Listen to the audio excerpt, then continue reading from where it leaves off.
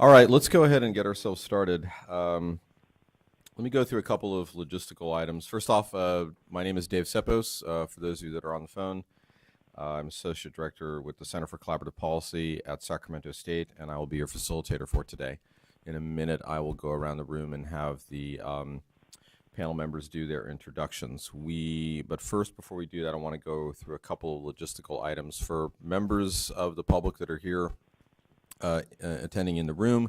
If you did not already see in the hallway as you were coming through, there was a table where you could sign in, and as well as get your hands on some background materials that we would be referring to today. So, and that would be the agenda, the meeting summary from the November meeting, and then a few other items that I'll cover in a little bit.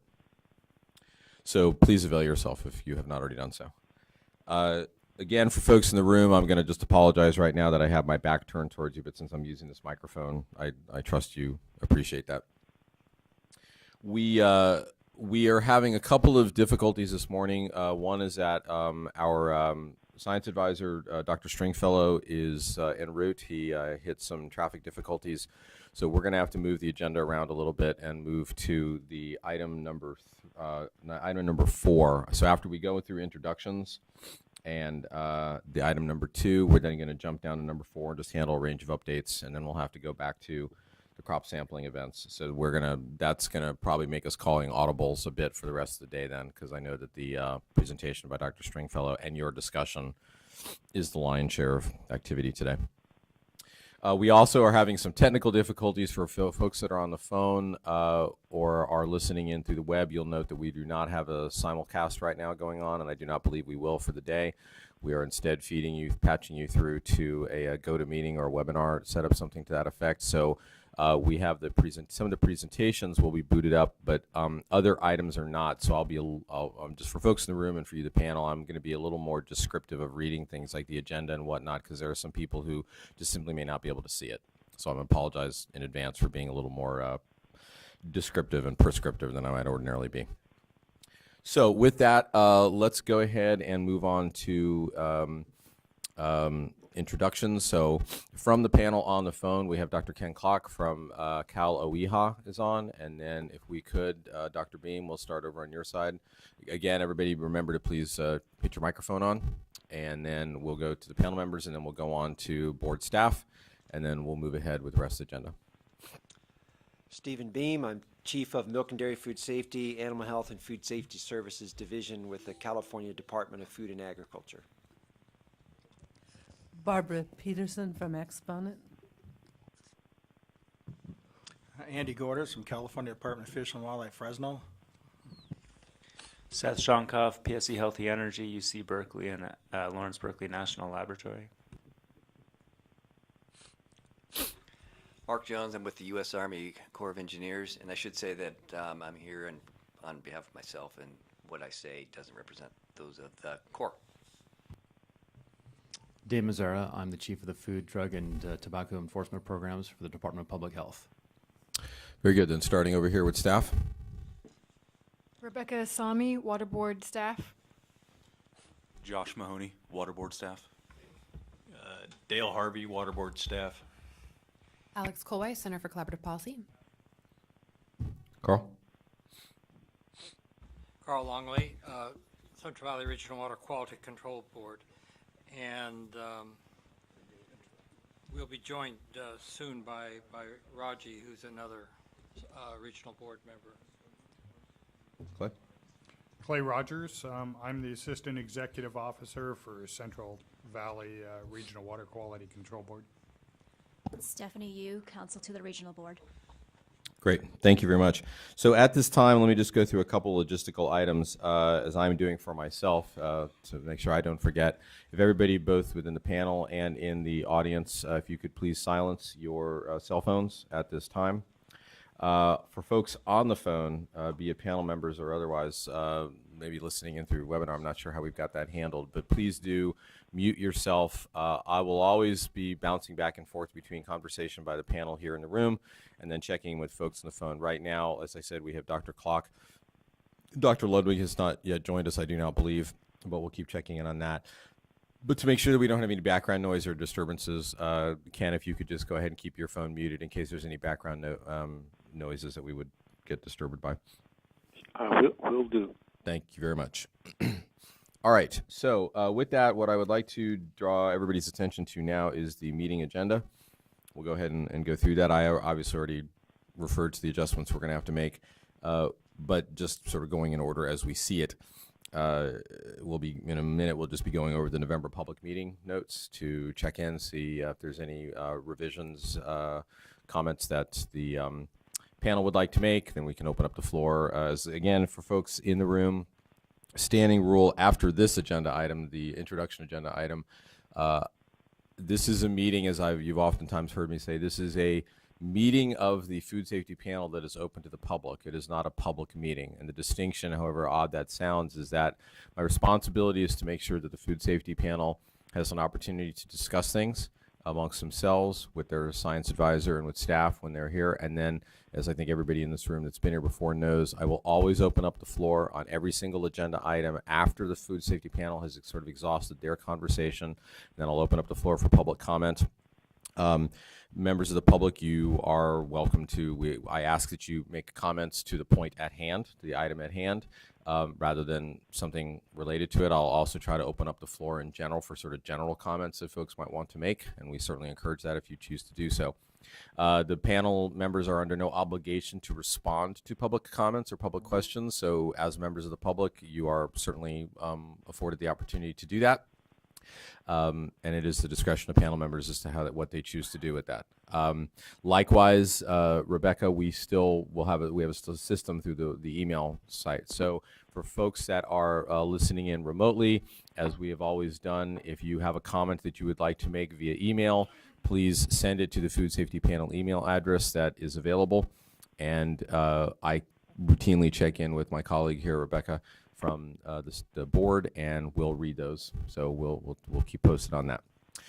Okay, so with that, again, we'll do that public meeting review, and we'll open the floor for public comment after that. We will have item 3, which may end up being item 4, the update of the 2017 crop sampling events, which will be provided by Dr. Stringfellow when he arrives. We'll be doing immediately here in a minute the update, just sort of general updates on MOU status, critical path, various things like that. We'll get an update on the implementation of AB 1328. We'll do one more round of public comment, any last items and action items, and then we'll close out. We really need to do a hard stop at 3 o'clock today for a closeout because I know several people have got various appointments, and I'm going to ask that we need to do a hard stop for lunch at 12 as well, regardless of where we are, because I think myself and a couple other people have got hard stop other items to actually fit into that lunch block period. So we may be truncating and sort of, bridging over the lunch period with discussions. Any comments or questions from the panel at this time? Okay. Oh, yes. Andy? Yeah, November 7th, wasn't I here? I'm not listed on the front page. Okay. Let me get to that in a minute. Let me just before we go to the meeting notes. Any immediate general questions or comments? Again, not related to the other agenda items from the general public at this time. Okay, seeing none and hearing none, we're going to move on then to the item number 2, which is the review of the November public meeting. Andy is under the mistaken assumption that he was here in November. I'm just kidding. Okay, fine. We'll amend that. Apologies. So, in addition to that significant oversight, I apologize. Any other comments from members of the panel, questions or anything regarding the notes?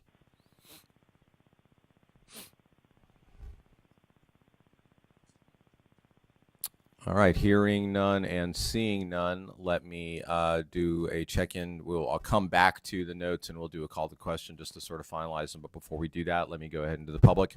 Members of the public, any comments or questions, again, specifically about the November meeting notes? All right, seeing none and hearing none, we will move on. So members of the panel, is anybody opposed to adopting these notes as final into the project record? Okay, seeing no opposition, these notes will be adopted with the modification that Dr. Gordis already made, and then to be adopted as final. Thank you very much. All right, we're going to then move on to agenda item number 4, which is the update on just overall the food safety panel. So let me look first, Clay, to you on an update on the MOU implementation.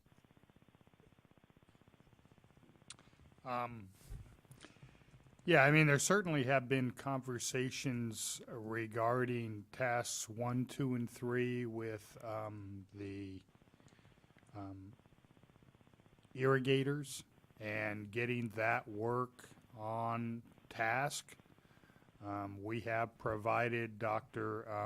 Stringfellow's comments to Coelho Water District on tasks 1 and 2. And so we're hopeful to hear back soon, and with the idea going that we want to very soon, within a matter of weeks, be moving forward on completing task 1 and task 2, which is the literature review and the toxicity assessment of the chemicals being used. Task 3, which is the food sampling, our next scheduled sampling, we're tentatively looking at the end of February, early March would be the next time we need to collect samples, and that would be of citrus in the area. We can't delay much after early March, because if we do, the citrus will be harvested and it will be gone. So we need to make sure by early February. We, just a few days ago, received a number of comments from the MOU group regarding task 3. Very few of those comments were really regarding the technical work. Most of those were about administrative issues and interaction between the water boards, the permit holders, or the irrigators, and the consultants. Because the way the MOU sets that up is that the permit holders, the irrigators, are responsible for paying for the work to be completed under the 3 tasks, but there will be no involvement in the technical oversight or direction of the consultants. That will be done by the regional board with assistance from Dr. Stringfellow and the panel when we bring those issues to you. Because we, to be quite honest with you, we're working to make sure that the claims that somehow the users of this water are directing the work and that it may result in a biased result. We're working to make sure that that's not even a potential issue. And so there are still some administrative issues that we're working through. I will be responding to the comments that we recently received from David and Solbeher and responding back to that hopefully by the end of the week, and if not by the first of the week. I'll share some of that with the panel members. And we'll go from there and we'll see what the response is. But the goal is there that I want to have the consultants selected so that we can actually have the new process in place before we need to go out and collect the February samples. That being done, if for some reason there's delays that are unavoidable by the parties in this, we are prepared to make sure that we can continue with the sampling in the same mode under which we did the sampling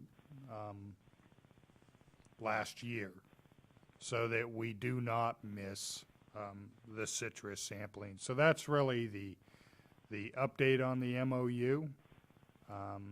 There's still some discussions going over the scope and final access and a couple of those issues. You know, I think we're getting closer, but we're also getting very close to the point where the regional board will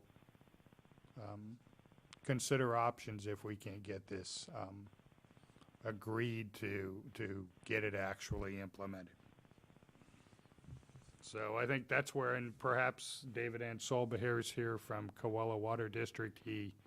He's leading the group, kind of, you know, the primary contact for us regarding the MOU and the scopes of work, and perhaps Dave wants to add something to this conversation too. So David, if you don't mind, give us an update from You your can either go group's there or perspective. up there, Yeah, you Dave, can go whichever's easier for you.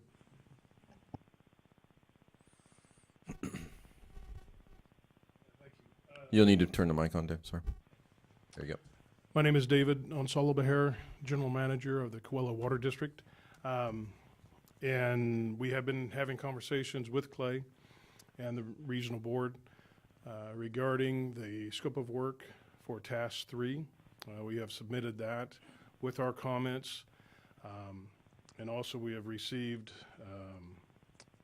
the scope of work for Tasks 1 and 2 from the regional board with their comments, and those have been sent out to the group for their, I would say, final approval to make sure everyone is in agreement to proceed forward with obtaining the consultant and starting or initiating the work for Tasks 1 and 2. Once we receive comments from the regional board as a staff for Task 3, we will be able to then initiate the scope of work for Task 3. The harvest time for Task 3, as Clay said, end of February, probably to about mid-March, while those crops are still on the trees. I do believe we'll have enough time to successfully take care of the citrus sampling and have it all pretty much all wrapped up once we get to the almonds, pistachios, and grapes later this year. I don't foresee too much problem on that. At this point, we are gathering names and contacting potential consultants to perform these tests or these studies. So we're trying to follow in to your timelines, and we'll make best effort to do that. Okay, why don't you, if you can just stay there for a minute, let me look to the panel. Any questions or comments for David and the panel members? I'll look to first the room, and then Ken, I'll check in with you on the phone. But look, first the room, any questions or comments? Okay, seeing none. Ken, let me check in with you. Any questions or comments from you, Ken? No comments. All right, very good. Panel members writ large on this topic on the MOU, any questions or comments to Clay or board staff? Okay, seeing none and hearing none, we are going to go ahead and move on. Our science advisor, Dr. Stringfellow, has joined us, but I'm going to go ahead and let's just finish out section 4 on the agenda and just get it be done with. So let's move then on to the long-term critical path in the white paper. So Dale, I'll look to you. Yeah, this will be short. We haven't made much progress in the outline for the white paper, so that's on the agenda to continue working on that. Okay. Any target timelines at this point? We will have, by Clay, the look at that Clay's giving me, we will have something substantial for the panel members to consider at the next public meeting. The answer to that is yes, but I also want to explain that, you know, we have carried on, you know, there have been more discussions regarding the MOU than anticipated. There have been a number of other issues, so that have come up regarding oil field activities And the same staff that are working on these issues are the same staff that are working on addressing underground injection control, land disposal projects, and other issues associated with pond water. So until some of the MOU issues, those took precedent over trying to make sure we get the effort in place and start to get the work done before we get the outline on the white paper, although we do need to get that done because, you know, certainly,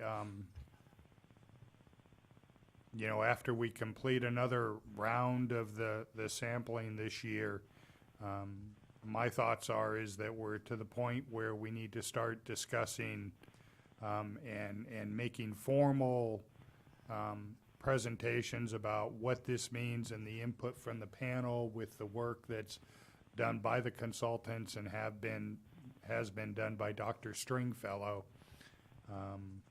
and start to see where we are in this process and start to look at, you know, how long does the food safety panel need to continue its work, and you know, while there may be other research issues that may need to be addressed, you know, the bottom line of answering the basic question of, you know, is there an issue with consumption of the commodities grown with this produced water, hopefully we'll be to the point where it's time to put the white paper together and have those discussions. Okay, thank you very much. Any questions or comments from the panel members on the white paper? Okay, hearing none, seeing none, we're going to move on then. Next, public communications. So there is a letter that the regional board has received to date. It has been received 123 versions of it. It's an identical letter that's been sent. 123 different individuals have sent it. I'm not going to read it verbatim, but I will read some of the substantive parts. It is addressed to Dr. Longley as the chair of the board, and it calls into question, and I'm going to, you know, with due respect to two of our panel members, I'm going to go ahead and read this. It calls into question the appropriateness of two of the panel members to be serving on the panel, one Mark Jones and the other Dr. Peterson. So I'm going to read those paragraphs just to enter it into the record within this public meeting. It is a clear conflict to have Mr. Jones on a panel that is charged with evaluating the merits of evidence that he previously produced on behalf of the oil and gas industry. Dr. Peterson also has direct conflicts and should not serve on the panel. These conflicts were not disclosed when Dr. Peterson joined the panel, but only came to light at the April 21st, 2017 Food Safety Expert Panel meeting through a short written note at the very end of the revised project charter drafted by board staff. The note stated that Dr. Barbara Peterson's participation on the panel had been funded by Chevron through the majority of 2016, and that she is now being paid to participate by CalFlows, an oil and gas and agribusiness industry trade group, whose directors include representatives from Chevron, Aria Energy, and certain large agricultural firms. CalFlows openly states that its purpose is to defend and promote the reuse of produced water in agriculture, and the corporations behind the group have a clear financial interest in the outcome of the panel's findings and recommendations.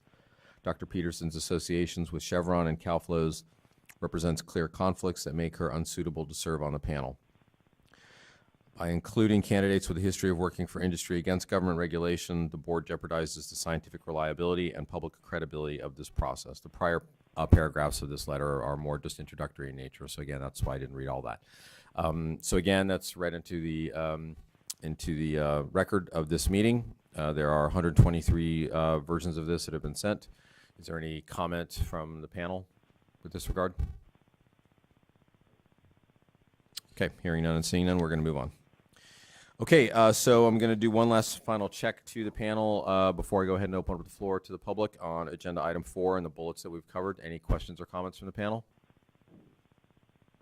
Okay, hearing none, I'm going to go ahead and move to the public. We have the microphone that is here in the room. Does anybody wish to have? Yes, go ahead, Al or Keith. Can I just stand here? Well, we can't. Let me bring the mic to you then.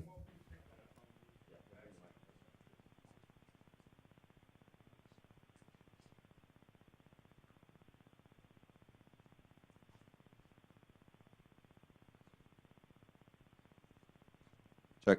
There we go. Keith Nakatani, Clean Water Action. So I'm also wondering about the literature review that's been talked about for a long time. If you can address that, what's up with that? And in general, it seems like an overarching issue is, and, you know, Clay was explaining it a bit, the lack of capacity of the board to actually work on some of these things. And they've been dragging on. I mean, we're into 2 years now on this panel, I think, as people are aware. So is there any efforts to try to increase staff capacity so that we can boot these things along a little bit quicker? Clay, you want to address that first? You know, our budget is set by the legislature and the governor, and not by staff. So I'm not aware of any efforts to increase our staff. I don't know, and I can't really answer that specific question when it comes to, you know, what's there. I'm not aware of any new positions in the governor's proposed budget that he issued in January. But, you know, beyond that, I don't know anything. I mean, what we are doing, I mean, the white paper, you know, certainly, and like the outline, is you know, delayed, but that's because right now it's not the bottleneck. The real critical issue that can't be delayed and has to be done is the collection of the samples and the analysis of the samples, and that has been completed and been done. Staff has been deeply involved in that, along with Dr. Stringfellow and his group. You know, so that has been collected. As far as Task 1 and Task 2, we're working to make sure that that's moving forward, and I think we're very close to having the consultant that will do that. But the most critical nature is to collect the samples. And today will be the first time in public, I believe, that we've talked about the latest sampling, which is, you know, or at least talk about the results, which includes the almond, pistachios, and garlic, and grapes, excuse me. I was searching for the last commodity. So I don't think a lack of staff has delayed this issue. You know, it has caused us to prioritize what we work on. Certainly, you know, from a staffing standpoint, oil field activities in general are getting a great amount more attention than they did in the past. 4 or 5 years ago, we had about 1.5 PYs that covered our entire oil field program. That's person years, so the equivalent of 1.5 people working on this entire issue related to oil field activities. And I'll ask Dale, because he's actually our regional program manager for oil field activities. How many PYs do we have now? I think we're up to like 22 and a half. So we have 22 and a half staff. So we're more than 10 times more staff than we've had in the past year. That's just oil field money. We have a couple extra staff from other funds cobbled together. Yeah, and that's the same funding we had in the past. So this specific oil field monies come from the Division of Oil, Gas, and Geothermal Resources to cover underground injection and SB4 well stimulation activities. And then we have 6 PYs that are funded out of what's called the Waste Discharger Permit Fund. So, I mean, you know, we've seen a significant increase in staff that has given us the resources to do what we're doing here and try to carry on the oil field program. So I do want to say that, you know, I don't think anything has been delayed. It would have been preferred. I would have loved to have had the consultants in place by now, but I don't think it's delayed the end result, because we needed to go through a couple cycles of the fruit and nuts and stuff actually being available to sample. And that only happens once a year. So, you know, Keith, I share your frustration at times. I want to snap my finger and make everything happen.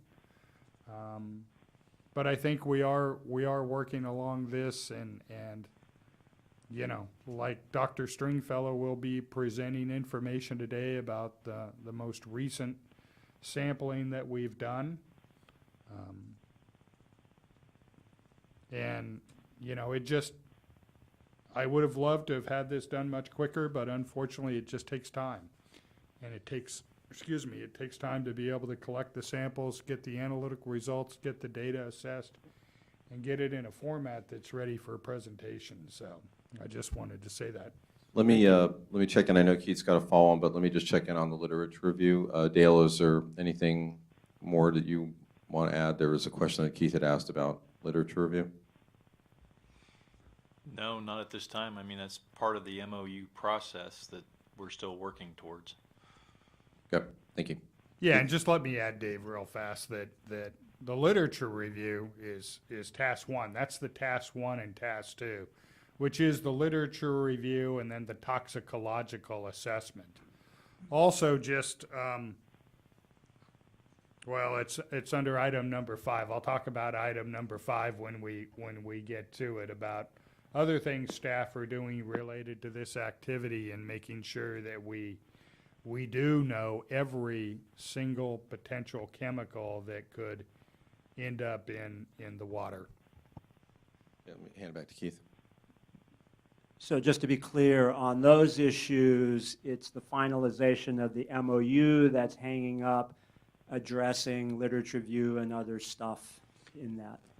The MOU has been finalized. The MOU is signed and was signed several months ago. What we're working on now is the actual finalization of the scopes of work that are completed under the MOU. And then I'm a little bit confused about the capacity issue, because I heard you in your prefacing this issue that you mentioned that you guys are working on UIC stuff and other oil field matters, which seemed to indicate that you were doing more pressing things. And then afterwards you clarified that now you have 22 PYs, at least in the oil field program, and it sounds like it's not a capacity issue, so I'm a bit confused about those two things. Well, let me clarify that a little bit then. I mean, you know, one, we have a lot more resources than we've had in the past. It's caused us to have to go out and spend a lot of time hiring people to make sure we get qualified people in that can be productive and do positive work. And then it's training people, and all of that takes time to get to exactly where we want to be. We do at times, for all of our programs, have to prioritize what we do and determine what the bottlenecks are, what the critical path is to success. We all do that in everything we do. You know, I don't know an organization that couldn't use a few more resources occasionally. We're no different than any other organization. You know, I just want to state that, you know, as far as the resources that have been provided to the Water Board, you know, when you think about where we were a few years ago to where we are now, it's really quite astounding that we've been able to get the resources that we get, just having been involved with the processes that this takes for quite a while within the water boards. You know, there are those paths, and we're making progress, and we're trying to make sure that we don't do anything that delays reaching the end result, but at the same time prioritizing what provides the most immediate benefit and making sure that the foundation is laid so we can move forward and get to that end result where we come up with good, supportable answers to the primary questions. Thank you. Keith's got a follow-on. Before I go to him, I just wanted to just check in. Are there any other members of the public that have got any questions or comments under this agenda item 4? Okay, so Bill. Anybody else? Okay, so we'll go to Keith, and then Bill, and then we'll move on. So I don't know if it's, I should know, but I haven't read it in a while, the MOU, whether the soil sampling issue is in that or not. So if you can clarify that. I know we've raised this before, but if you can also clarify that, because to a lot of us, it seems like that's actually the more critical study that's needed, because of course the water is being applied to the soil. It's, if there's going to be any sort of issues, one would think that it would be more the whatever chemicals are in the produced water adhering to soil particles. So if you can just update us on soil sampling thinking. Well, let me answer this in regards to the MOU. The MOU lays out the foundation of the agreement between the irrigators and the water board. It basically talks about what the responsibilities of each of the party is, and includes this, that, you know, there would be scopes of work that would be negotiated and approved among the individual groups that would, between the water boards and the irrigators, that then would be implemented by the selected consultant, where the water boards would oversee the technical work and the irrigators would basically pay the bills. You know, and it talks about the process of doing that, and how when additional work is being done, that you know, how that is approved. The MOU does not specifically, at that time that it was done, it contemplated tasks 1, 2, and 3, with, I believe, task 1 being the literature review, task 2 being the toxicological assessment of the chemicals, and task 3 being the sampling of food produce. It does not preclude any other additional work that the water boards, with input from the expert panel, if it's decided that that work needs to be done, then we would approach the irrigators and negotiate how to get that done. You know, but we have a process to go through. The advantage of the soil is the soil isn't going anywhere, at least I hope not, you know, very quickly. The biggest issue right now is the fruit itself, and that's what we're concentrating on. You know, to make sure that the fruit doesn't have an issue that would be a problem for consumption. You know, some of the issues with soils may be long-term research needs that may be actually beyond this panel, because this, I don't envision this panel being a 5 or 10 year study, quite honestly. But the primary question that was presented to this panel, and the food safety experts and toxicologists, is the question of, you know, is there an issue if somebody eats the fruit or nuts that are grown in areas where this water is used?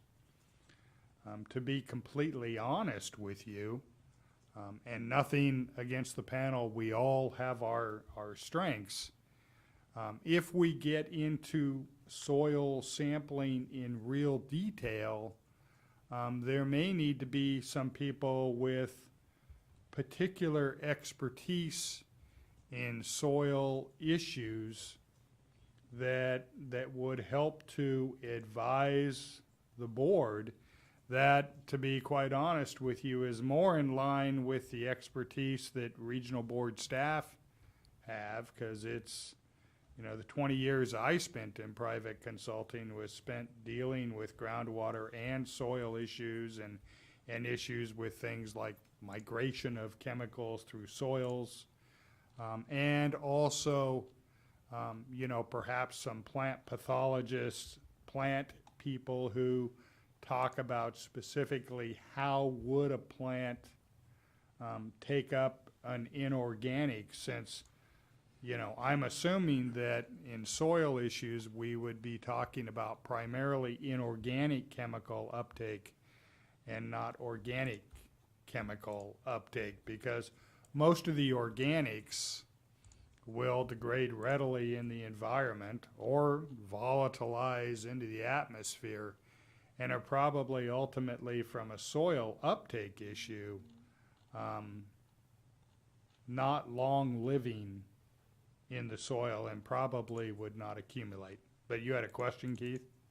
So when you said that the MOU doesn't preclude tasks that are in it now, if the panel were to recommend to staff and the board that soil sampling should be done, then that's more likely for it to happen than otherwise.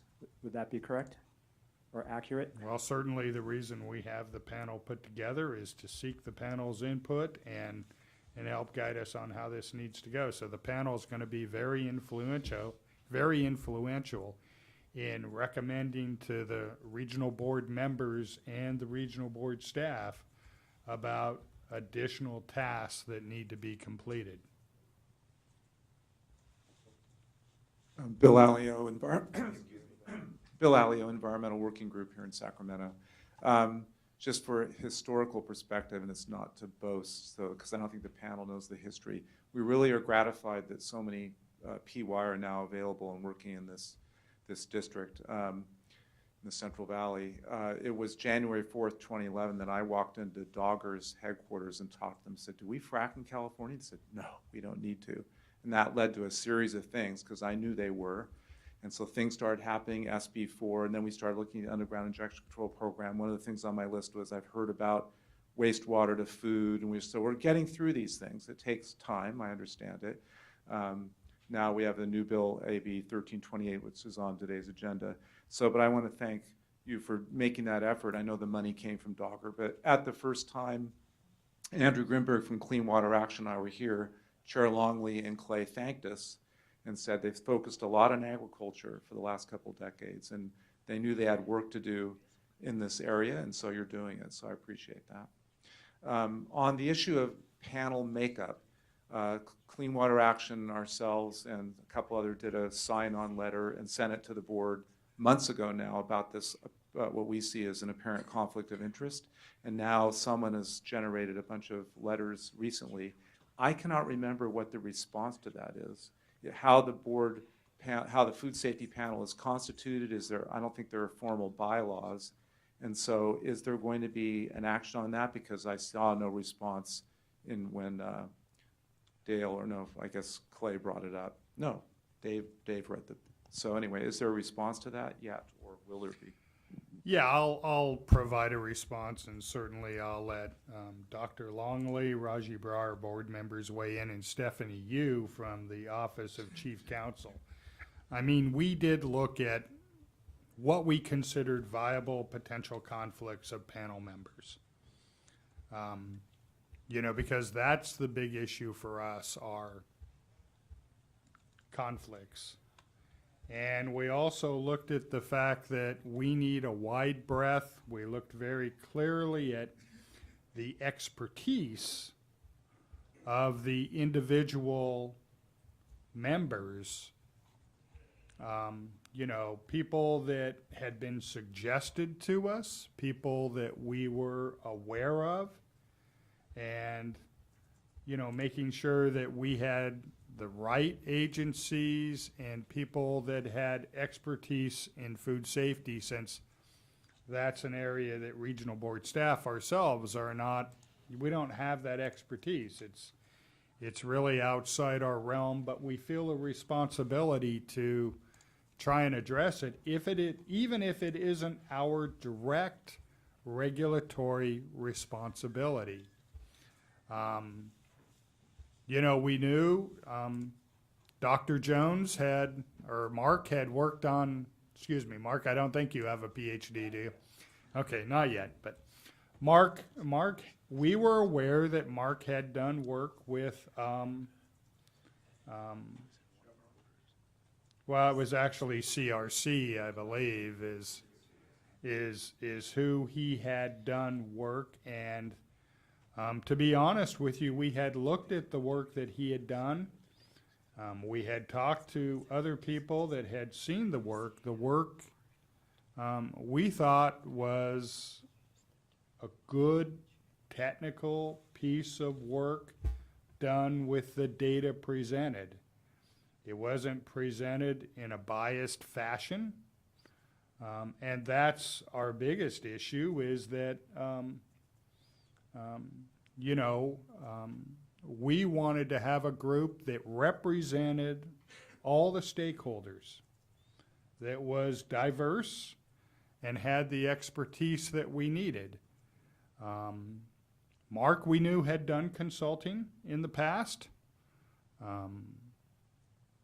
but we felt that, his qualifications, his expertise, his knowledge in the subject was beneficial, and he was one member of the panel. And no one single member of the panel is going to control the results of the panel. With Dr. Peterson, she had been recommended to us. We looked at her area of expertise, the work that she had done with the World Health Organization, and her knowledge of food safety, experience, and expertise in that area isn't shared by a lot of people. And certainly not people that we could get to be a part of this effort. And her input and knowledge, I believe, is critical to coming down to the right answers. At the end of the day, I believe we all have the same desired outcome of this project. And that is that we want to be able to demonstrate, we want to know if the food is safe to use, consume by humans. If there are issues with that, what are the issues? And I stated very early on that, that's the regional board's intent. We want to know that the food is safe. I can pretty much guarantee you that the irrigators have to know that the food is safe, because they're the ones that are actually have the greatest, have a huge amount of risk. I grew up on a farm where, I can tell you almost all the fruit I ate was fruit that was grown on the farm that I grew up on. They probably consume more of that fruit than, some of the landowners consume more of that fruit than anybody. So they have their own personal safety issues, but also, no food producer can be in a position where the food that they produce isn't safe. That's a route for disaster. We want to know what the absolute truth is, to know whether, one, is there a direct issue with the fruit and nuts that are grown? I'm pretty sure Dr. Mazzara and Stephen Beam share those concerns too, because, they're part of the agencies that probably are actually responsible for food safety in the state of California. So they have a very vested interest in coming to the right answer. One, if there's something that needs to be changed about how we do this, that it's still a good practice, but it would be better if we changed it a little bit. We certainly want to know what that is, so this can be done as well as it can be done. And if there's a problem, we want to stop it.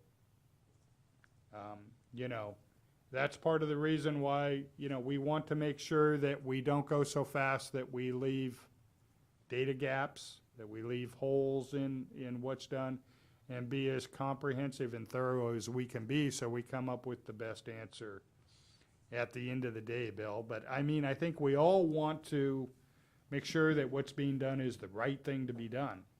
Water is also a very valuable commodity in Kern County. I can tell you, coming from Fresno, where we've had about 1 inch of rain so far this year, it's going to be an even more valuable commodity, probably by the end of by the middle of summer, if the atmospheric river or whatever we want to call it doesn't open up and we start getting a snowpack in the southern Sierra.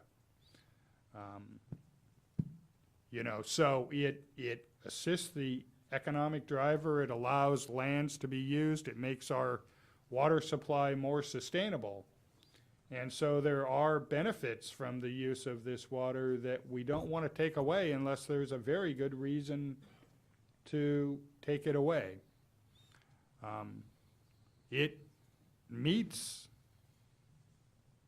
most of the drinking water standards. Some of the arsenic is a little bit high, but the water quality for the most part is probably every bit as good or better than much of the irrigation water that's currently being used in California. We're in the process. I'll wrap up, Dave, so we can go, but you know, I'll ramble on for another 30 seconds. You know, we're in the process, and I'll talk about it under number 5, making sure that we know all the chemicals and getting the test done so that, you know, there's that one nagging little unanswered question that I very much want to get answered as quickly as we can. But, you know, as far as it goes back to the panel, you know, I will tell you I had a lot of complaints about Dr. Shonkoff being part of the panel, that he was biased in his approach. And my comment was, I need a panel that represents everybody. I want Dr. Shonkoff on the panel because he represents a different view. It is valuable to be presented and be a part of the panel. The one panel member we had that's no longer a panel member is Dr. Stringfellow, because all of a sudden, you know, he was going to be on the panel and reviewing his own personal work as our science advisor, and that was not appropriate for the panel for him to be involved at that level. But, you know, as the science advisor and also preparing the reports and presenting the data that will be presented. So, you know, we've heard the complaints. There is no current effort underway to ask any of the panel members to no longer be a part of the panel member. They are a diverse set that represent a wide range of interests and activities in the state. And we think with a diverse set of interests and activities and hearing everybody's viewpoint, we actually come up with the best solutions to the questions. So, I mean, that's where we are. It may not be where we are tomorrow, but that's at least where I am today. And I think Clay has done a good job of summarizing, long summary, but summarizing the direction we've gone on assembling this panel. It's a distinguished group of people. They do represent a wide, diverse interests, but at the same time, we're very transparent about what we're doing. Transparency is important here. And I might point out that it's difficult to find, there are a lot of individuals who would love to serve on this panel for their own reasons. It's a pro bono panel, you know,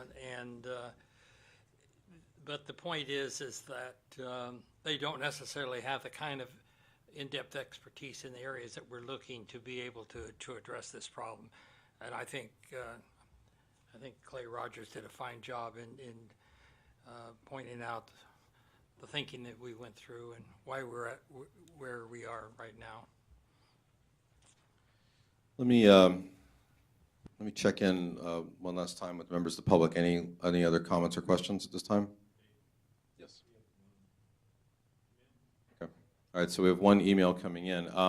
As Rebecca's booting that up, I'll give just a response as well, and with the caveat, hopefully, Bill, you know that as a neutral, my job is to be neutral, but as the facilitator for this group, both in the public settings that they have, that you are with them, and then when they do have working sessions, and we've always made you be aware when those working sessions are and provided you notes. Not once has this panel, in my observation, ever gotten in any kind of loggerheads. Not once has any one of these members ever tried to steer other members towards something. They work in a highly collegial with the utmost of professionalism manner with each other and you know, going through the technical issues that they've been asked to address. That's, I can tell you that as the neutral. We have 2 emails from the public. The first one is from Deb Workman, and she says, "Hello. Please note that one of my questions listed on the November meeting report was not answered. I asked about radioactive compounds other than norms that were used as radio tracers in oil field operations that may be present in the recycled produced water being used for agriculture. I want to know whether these compounds are being studied by the panel.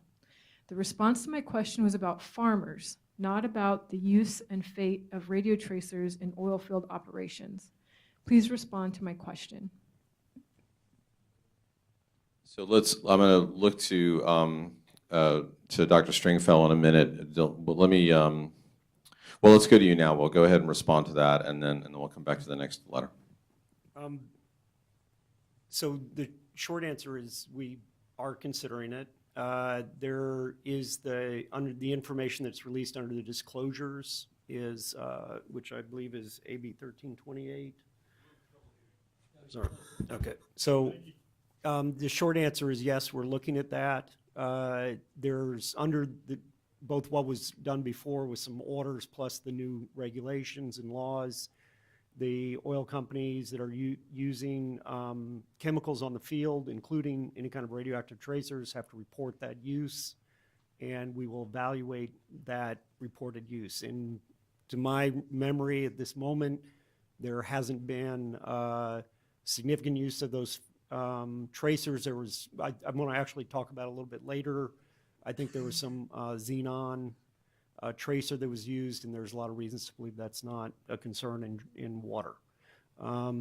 But we are looking at that, and we'll continue to investigate that aspect. The next email comes from Chris Valdez from the California Fresh Fruit Association. And he says, on behalf of the California Fresh Fruit Association, I write to express the following.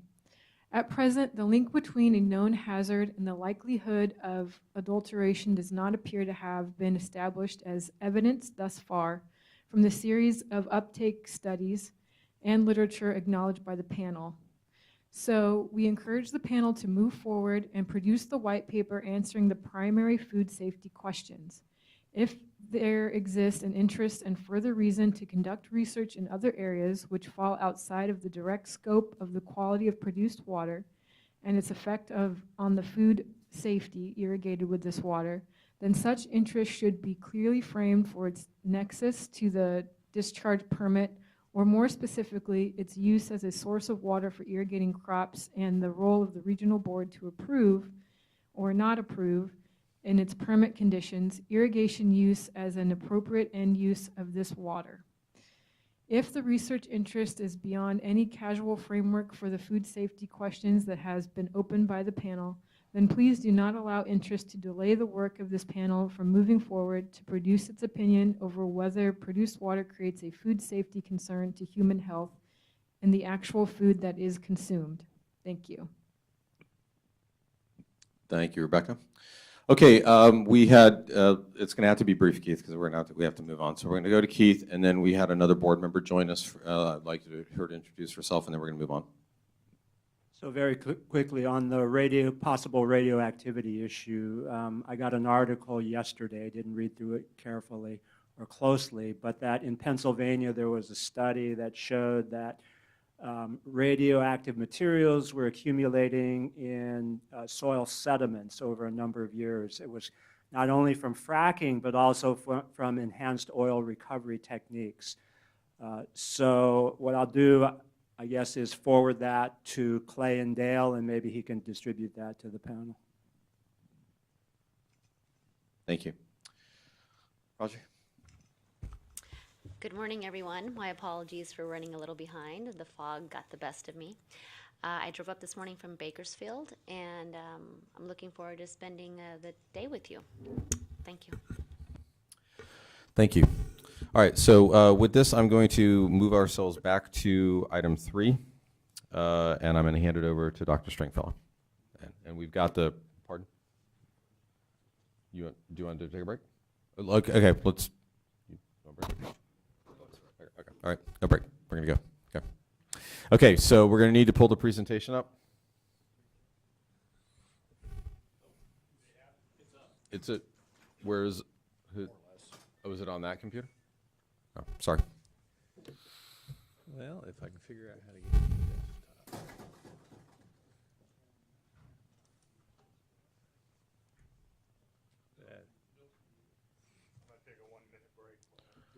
Okay, we're taking a break. That's what I meant to say earlier. I don't. The rest of it was just madness on my part. So how do you get We're taking a 5-minute break. Okay, well, wait. All right, we're taking a 5-minute break. We will begin at 10 after 11 sharp. So we'll.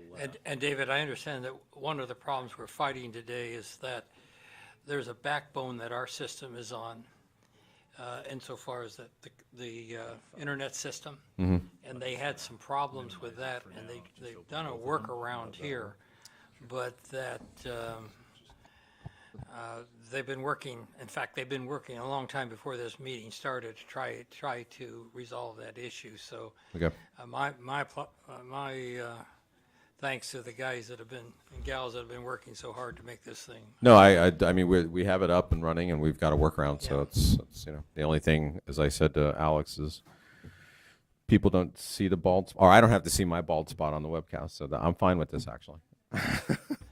Actually, if I had my druthers, your face would be up there since. All right, we now have a 3-minute break. It's the picture of moderation.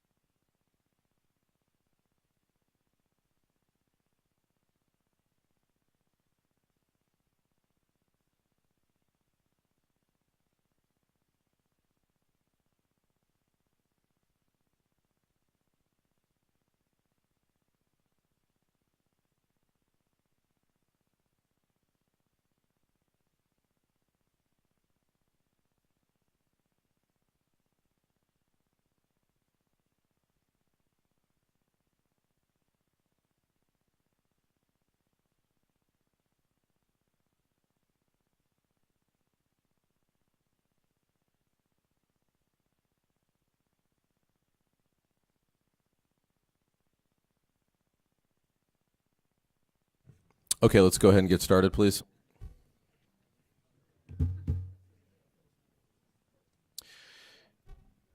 If the members could please take their seats.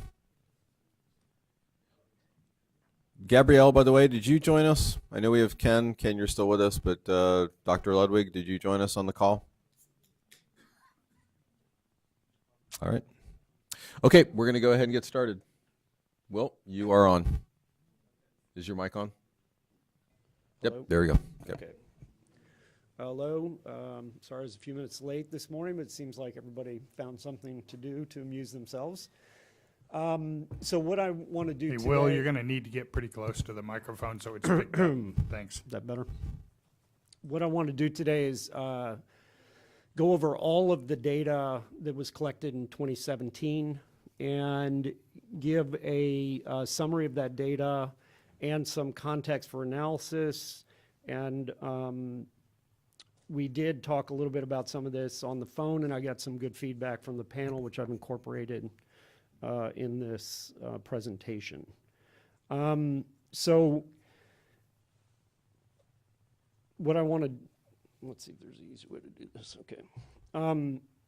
What I'm going to do is just give a description of the sampling and the methods. I'm calling everything at this point preliminary because we need to make sure we go back and forth and get a lot of eyes on this data. We'll see there's a lot of data and a lot of potential different ways to interpret it. So we present the results in a preliminary context and then give some discussion of those results, especially critical parts of the results, and then talk about what's going on next. So sampling has been completed in 2017. It was a really full sampling set, as we'll see. The procedure for sampling, there's a little bit redundant to things we've talked about before, but want to make sure we're thorough, is samples were collected by a contract sampler, which in this case was Advanced Environmental Concepts Incorporated. They collected, I believe, all of the samples except for a set that was collected in the current Tulare Water District of citrus early in the year.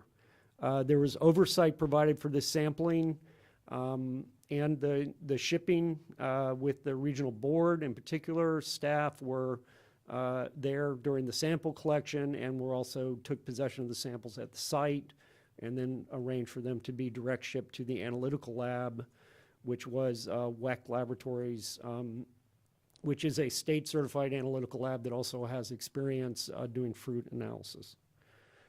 Berkeley National Laboratory and myself and some people who work for me also provided some oversight and some split sampling for archiving, but most of the oversight was actually provided by the regional board. So the actual sampling events in 2017, if you look at the bottom of the screen here, if this pointer works, is that there were 10 sampling sites, I think it is. Since 10 sampling days it went out, there was a collection of all of the major crops and perhaps all the crops grown in Coelho Water District and in the region, including citrus, which were lemons and oranges and mandarins, which for the purposes of data analysis, we pooled that data. We looked at garlic. There's particular interest in garlic, almonds, grape, and pistachio. And all of these harvests were done approximately when we would expect the fruit to be picked, or actually when the fruit was being picked for being, harvested and taken to market. The pictures show a few just points of interest that samples are collected by hand. You can see the gloved hand, and then this is a piece of garlic. There was some processing for the garlic in that the root mass was clipped with a clipper, as can somewhat be seen here with that photograph. And it shows the type of samples that collected with oranges in a jar. Here's some garlic and pistachios, I believe. And there were some questions that came about the handling of the samples. At each site, there might be more than one jar collected representing that sample. And then those samples, when they're shipped to the lab, they would be composited in one sample. I explained that a little bit more. This picture also shows just collection from the trees is done by hand, and there's a clipper used, so it's not that fruit are being pulled off and bruised or otherwise abused before they're put in the jar. And you'll notice that we didn't just mash the oranges down into the jar. They're put in as whole fruit. The sampling was extensive in 2017. Samples were collected at controlled and treated sites. The treated sites are referred to as the sites that have received some produced water, and again, the amount of produced water used is a fraction of the total water supply in the region. And then the control sites are from sites outside the water districts that are believed to be farmed using similar practices, and they are receiving water just from other sources such as surface water and groundwater. There were approximately 110 samples collected, including some duplicate samples, 22 duplicates. So we hit approximately 80-something sites. The map here, the black outlines are the 2 water districts. The Coelho's, the larger water district. Kern Tulare uses some produced water in some parts of that district, and those were sampled. We can see for different fruit, the color codes show pistachio, grape, grape, garlic is the red. People are particularly concerned, or fuchsia, particularly concerned about garlic. Then the citrus, yellow, and the almonds are the pink. And we can see that there's a very intensive covering of sampling in the Coelho Water District, and then reference sites are selected all over the valley. For reference, there's Bakersfield, Wasco, and Delano. Just so you can get an idea of it's a large range and a large area we're looking at. These samples, once they're collected, they are shipped by the Water Board staff over to the Certified Contract Laboratory, WEC Laboratories. Just to make sure we're 100% clear that the analysis is performed on the edible portion of the fruit, and the samples are received by the laboratory. They're opened. For example, the orange is extracted and then peeled, and it's a peeling of the rind. There is still some of the white material, which would be referred to as the mesocarp, that may still remain on the orange. That's considered the edible part. For a nut, for example, they would remove the shells and then analyze the meat or the seed. The selection of analyses that we looked at were analysis for known contaminants of concern in the petroleum industry. Dr. Shonkoff in particular, but other members of the panel wanted discussion about what wasn't measured, and we'll cover that with the update on the citrus report. But the logic behind this to begin with was that we're looking at reuse of petroleum industry water, so we weren't going to just limit ourselves to what was found in sampling of the irrigation water. We were going to take a more comprehensive look. Again, and I'll talk a little bit about it, is the MOU needs the part on the literature review. We really want to get that executed so we can make sure we're covering everything we should. But from experience people have in the field of industrial waste, and also with oil and gas industry in general, we think we have a very comprehensive list for what's the most important compounds. That comes down to 26 organic compounds that are requested, including things such as polynuclear aromatic hydrocarbons, so-called BTEX, which includes things like benzene and toluene, ethyl benzene. We also added some compounds of carbazole and pyridine, which have been found in Canadian wastewaters, in particular from the oil and gas industry.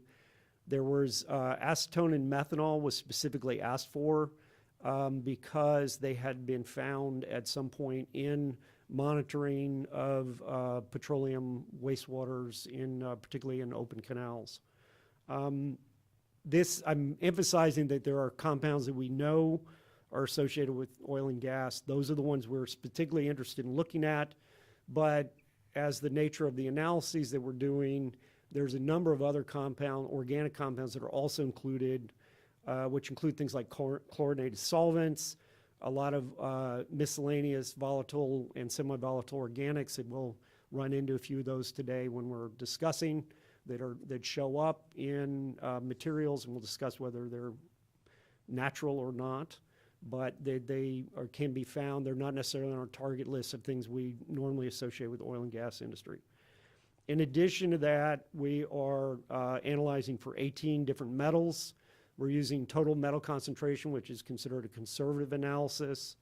And these metals are based not only on the oil and gas industry in particular, but are metals that are routinely monitored on EPA screening lists for industrial wastewaters, because these are the kind of materials that you get concerned about if they're in too high concentration. And I'll discuss some about that in particular as we go. Okay, just to be thorough, so there are several different methods that were applied at no little expense to the water district.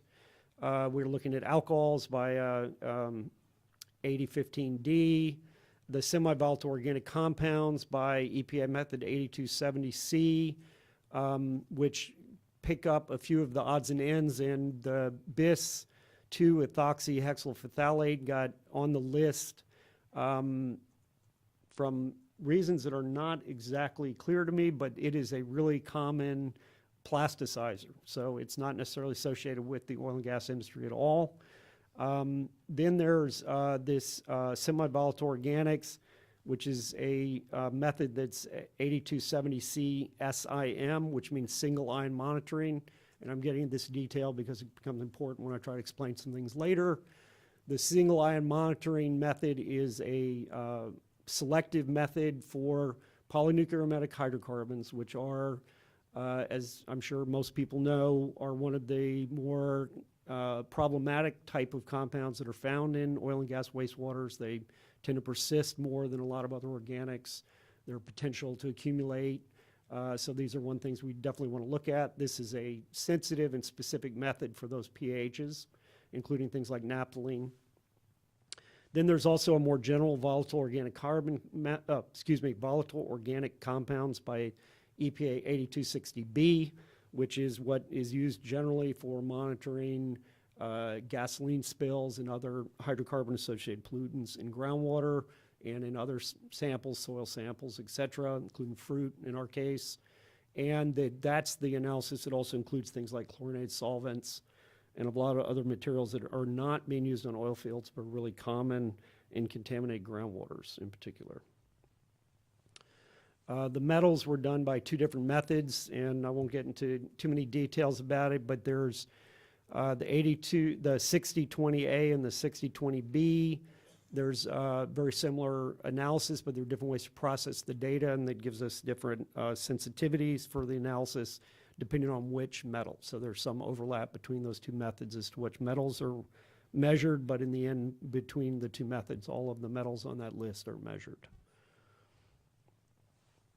This is a specific list, just for the record, of compounds that were specifically associated with oil and gas. I'll be glad to answer any questions about that if anybody has them.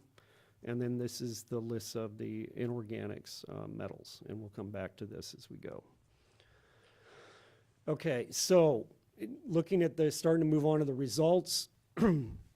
So the measurements were made for the analysis of 108 organic and inorganic compounds. So I kind of like to put this number up because it does show that there's a lot of associated data. If you look at 100 plus samples with 108 different analyses associated, you get quite a few lines of data that need to be vetted and edited. Of those, so part of my purpose today is I can't go into every detail about every little thing. So I'm going to pick highlights. If people want me to come back and get into details about anything in particular, be glad to address that either here or other places. To get, start to do a little bit of a triage so we can get, I think, what are more important points is that, first of all, to say that there are only 16 compounds or elements that were detected in any of the crop samples. So all of the things like chlorinated solvents, a lot of the different other materials that might be measured by different analyses, those materials were not found in the samples. So we can get into details about what wasn't found probably at another conversation. Of those 16 compounds, 6 inorganic compounds were found, including barium, copper, molybdenum, nickel, strontium, and zinc. And there were 10 organic compounds that were found. And I want to go through each one of these individually, so I won't read out all of the names, and we'll talk a little bit about each compound. But a lot of these we've seen before were discussed because they were involved in the citrus analysis. So to begin with considering a triage approach, and we've done a lot of analysis in trying to make this digestible. I'm doing the best job I can, I hope. So again, if people feel like especially the public feels like I'm breezing over something, I'll be glad to investigate it, talk about it more thoroughly. But to get through today without spending 3 hours doing this, of the organic analytes found, I've categorized some what I consider low interest in the context of the oil field food safety study. Okay, they're of low interest because of the following reasons. Found methanol. It was found in one sample. It was a control sample, and it was a garlic control sample. So the fact that it was only found in one sample means there's not a lot of statistical analysis we can do with it. The meaning of that could be anything, could be just a blip in the laboratory, could be a contamination issue. It's hard, doesn't have a lot of significance in terms of the context of people eating. We have found phenol. It's also found in control sample, so it's not really our purview because there's some other thing going on. It's the control area with other waters, not the produced water. We found phenol in one control sample that was found in a citrus sample. Same rationale as for methanol. We found sec-butylbenzene in one treated sample, which was citrus, again, because it's only found in one sample. It was found in a treated sample. I certainly, we were cognizant of that and looking for it to show up in other materials. It hasn't showed up in the whole year with almost 100 samples taken, so right now it's on the back burner in terms of any concerns about that. The bis-2-ethyl hexyl phthalate was found. It was found in a garlic control. It was found in a grape that both a control and treated, and it was found in a pistachio that was treated. That material is not specifically related to oil and gas industry. It is associated with plastics and potentially even plastic neoprene, nitrile type gloves. I have to look into that a little bit. It's really common in the environment. We make plastics, so many things out of plastics. It's certainly something to be concerned about in terms of a general environmental food issue, but the fact that it's found in both controls and treated, it's really common sort of extraneous contaminant from modern society. I put it on the we're not that particularly interested in it today list, but if people want to pursue that more. But I would say the fact that it's found in both controls and treated means it's not really in our purview. Then the next triage step is to talk about organic analytes that were found and were largely discussed previously. So we can go back over things I've done in previous meetings, but I think everybody's, at least on the panels, got a lot of familiarity with that. The first being the 1,2,4-trimethylbenzene. It was found in citrus, both treated and controls, which first of all tells you that it's not related directly to produced water. Then with further investigation, we were able to determine that it was a false positive, meaning that there was an interference from a compound, naturally occurring terpene compound that really confused the instrument and let it think that it was seeing trimethylbenzene when it was actually seeing a terpene. We found acetone, and that's been found in citrus, garlic, pistachios, and both treated and controls. It's naturally occurring in fruit, and we can discuss more, and I think in another meeting perhaps, about what the significance of it is, but it's related to fruit ripening, it's related to fruit degradation. It's very common in the environment. Under this context, it's just not a high priority right now, although it will be obviously continue to be analyzed in a complete analysis of that done. But we've talked a lot about it in the last meeting, about how these are, since they're present, both controlled and treated, and it's a common ripening material, we're not really going to spend a lot of time talking about today. We found p-isopropyl-toluene, which is also called cymene, excuse me. It's found in citrus. It's not on our list of compounds that are particularly associated with the oil and gas industry. It's naturally occurring in fruit. After more literature investigation, it would be kind of unusual if we didn't find it in an orange. So that's in a way a positive thing that shows that our analysis is being thorough. We did find a false positive naphthalene in a citrus.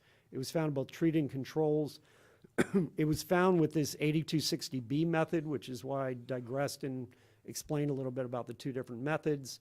This is a very non-specific method, and it's more for this compound. It's got a higher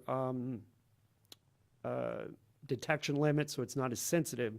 The same samples were also run on this 8270C single-ion monitoring method, which is specific to naphthalene. It's much higher sensitivity. There was no naphthalene found. So naphthalene is a very common pollutant out in the air pollutant out in the valley. So it could possibly, I wouldn't say that it wasn't ever found in the 8260B method, but it's not showing up except in that one set of analyses that was run, and the method that's very specific and thorough didn't find it. So under this context right now, that's really all we have to say about it. So we can look at it more if people want to.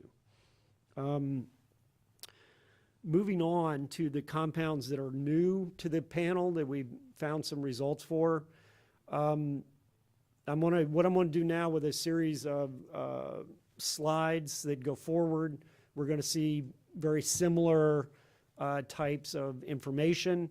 It's going to, on the left side there, it's going to talk about what the samples the compound was found in, whether it was in treated and controls.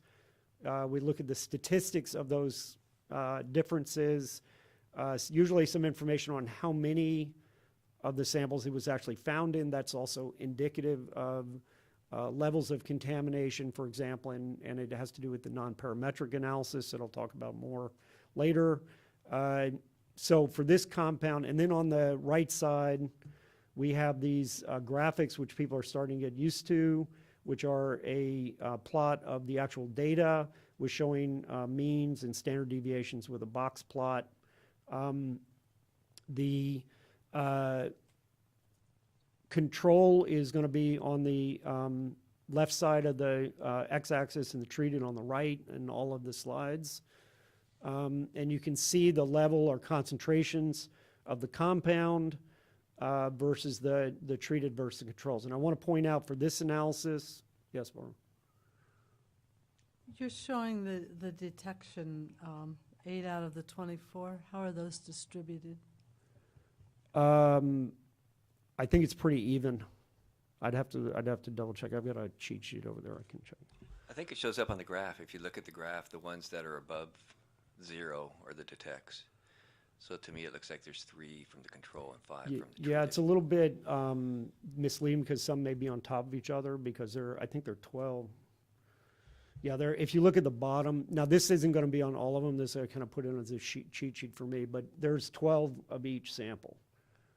And so we got 3, yeah, so you got, so, no, I'm okay. So you're right, Mark, did you really take it off the chart? You got 3 out of 12 here, and you got 5 out of 12 over here, okay? So the treated, there were 5 out of 12 that were positive. Okay, thank you. I see how to read it now. The y-axis is parts per billion. It's microgram, yeah, and the way the program puts things out, it does that. The units for the organics are micrograms per milligram, per kilogram. And then when we talk about the metals, it's milligrams per kilogram.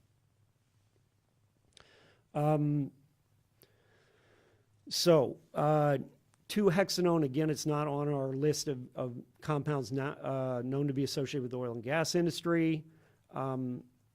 It is found in both the treated and controls. They're not statistically different, which I won't show this table. This was more a reminder to explain what happens is we're looking at, with this analysis, we do a statistical test to see, whether they're really different on significantly different. One thing just to point out, for this analysis, I used 0. When we got a non-detect, I called it a 0. And we talked about this previously. I can't remember if it was in the public forum or in some of the other meetings, technical meetings we had. But there's other ways to analysis with the non-detect using the lower detection limit. I'll talk a little bit about that later, but for the purposes of, I think, clarity in a public forum, not to add confusion, that if it wasn't found, it just wasn't found, I'm calling it 0. But the results, I'm getting ahead of myself, I did other analyses and it's not showing any kind of difference from what we're seeing here. So this compound, because it's found in treated controls, hasn't been my first priority. I'm suspicious it's probably a naturally occurring by definition that it's found in controlled. I would suggest it's naturally occurring. It's definitely not on our target list. So we're going to continue to look into this as I talk about some action items as we go forward. But right now, there's no difference between treated and controls, and it was found only in grapes. The next compound is a compound called Acrolein, or Acrolein, depending on what part of the country you come from. It was found in grapes and garlic, and we can see there are the two plots there showing the concentration differences. This is the treated, and this is the control, and again, the treated and the control. It was only found in the grapes in 3 out of 24 samples. In the garlic, it was found in all of the samples.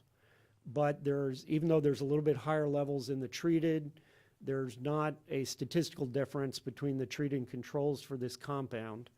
I've spent a lot of time in the last couple of weeks trying to investigate more about this compound. It's definitely a compound that's used in industrial processes. It's definitely a compound that has been reported to be used on oil fields, but it is also a common degradation product for oils, and or at least I think we all know that garlic can be kind of oily. It's a common compound for combustion, that it's a combustion byproduct. So we're going to continue to investigate this further, but it looks more like it's natural compound. And there may be, that we've found the first people to document that it occurs pretty regularly in garlic. So that's pushing back the scientific envelope on that. But we're not going to, we'll continue to look at it. But at this point, it looks like garlic contains acrolein. Moving completely different. So I don't know if there's particular questions about the organics at this point that people want to stop me, or I'll just keep rolling. But I'm going to go on to start talking about the inorganic compounds, okay? So with the inorganic compounds, and again, I just keep calling it preliminary results because we need to go through everything a bunch of times and make sure everybody's on board with my interpretations. But the preliminary results for copper copper is pointed out as a trace nutrient. It's required for growth, both plants and humans. So it's not surprising to find copper in foodstuffs. What we see here, a little change of pace on the tables, is on the left side. We see the results for this material copper. And again, this time I actually put the units, Bill. Milligrams per kilogram. This is the mean and the standard deviation for that crop, whether it's a control or treated. That's the number of samples that were actually taken, the number of detects from that. The mean actual concentration found with standard deviations, and then the results of the statistical test, whether it was significantly different or not. So in almonds, the control and the treated, they're both around 7 milligrams per kilogram, and there's no difference between those two sets of samples. Citrus, in contrast, there was not all the samples were found with copper, but more were found on the controlled than the treated, and the concentrations found tended to run higher. So yes, there is a significant difference here between the citrus, and we can see this, it's graphically shown here. What we do see, though, is that the control is the one that's higher. So this is going to become important when we start interpreting other materials or other elements, is that there is some variation that's occurring here that is obviously not related to produced water, it's related to something else. So there is a significant amount of variation that can occur. So to reach the punchline with copper, we've got higher concentrations in the controls in general, in both the pistachio and the citrus. And we'll get into the details of this more, but copper should be in your foods. You need it as a nutrient as long as you don't have too high a concentration, and there's no indication these are high concentrations or above normal, then that's something that's not of concern at this point. We looked at molybdenum. The story there is no story there. It's also a trace nutrient. It was found here and there. It really occurs at very low levels in natural systems, so the types of analyses that you're looking at they're not really specific analysis for trying to determine this material in a really clean system. They're looking more kind of analysis used for what you expect to be a little dirtier. So the fact that we really didn't see much molybdenum is not a surprise, is a good thing. Zinc also is a trace nutrient. It's involved with some enzymatic activity. So again, it's something you'd expect to find in a living plant and in foods that you eat. The zinc, if we look through, I'm not sure everybody can read that, but we have the almond, citrus, garlic, grape, and pistachios. There's zinc found in most of the samples that were taken. The levels of zinc were the same between the different crops, except in the case of pistachio, where the zinc was slightly higher in the control than in the treated.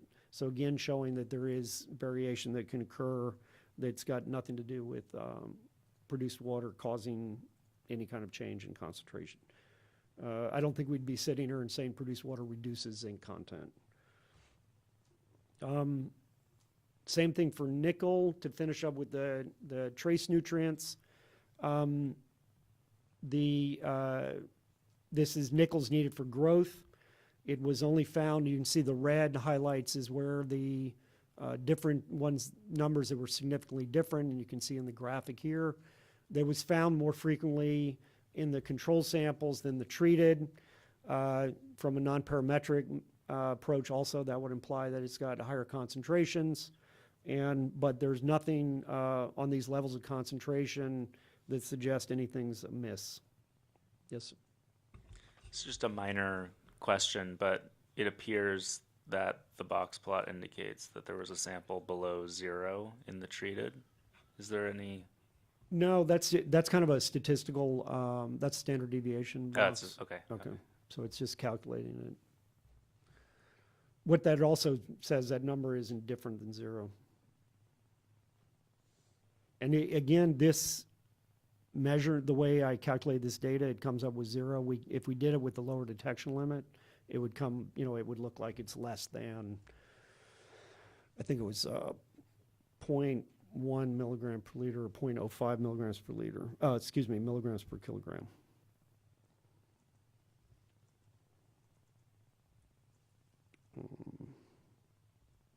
Okay. So now getting to the part that is a little bit trickier in my mind, because I don't want to, I want to bring it to everybody's attention, but not get overreaction from people.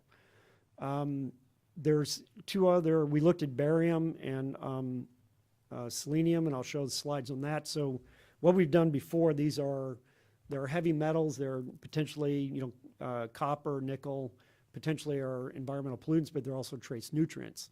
Now the next two materials I'm doing, they're not trace nutrients, but they are naturally occurring in the environment. Okay, so the first one is barium. It's also a material that is used in well construction for oil and gas fields, but I think it's also used in well construction for ag wells. So it is somewhat associated with the oil and gas industry. We looked at the barium concentrations in in this case, again, almonds, citrus, garlic, grape, pistachios, control over treated. And to make a long story short, in several of the food crops, in particular almonds, garlic, and pistachio, we found that the concentration of barium was slightly higher than the concentration found in the corresponding control samples.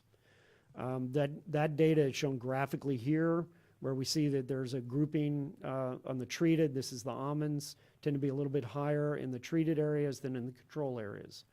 And again, this is the garlic, higher in the treated than the control areas. Now, before we discuss overinterpretation of the data, let's talk about the strontium data. Again, this is a natural element. It's associated with groundwaters and other soils and things like that. It's a non-essential nutrient. And we found also when we looked at strontium, we found that it was in some cases, in this case citrus and grape, it trends higher. I think that's, nope, no, that is garlic. Okay, so in citrus, the garlic and the grape, it tends higher in the treated areas than the control areas. From my point of view, it's not alarming, but it's certainly worth investigating further, looking at accumulation of materials or higher levels of nutrients in one area than the other. But I want to, just for the public forum, is that there's nothing alarming about the concentrations that are found in crops.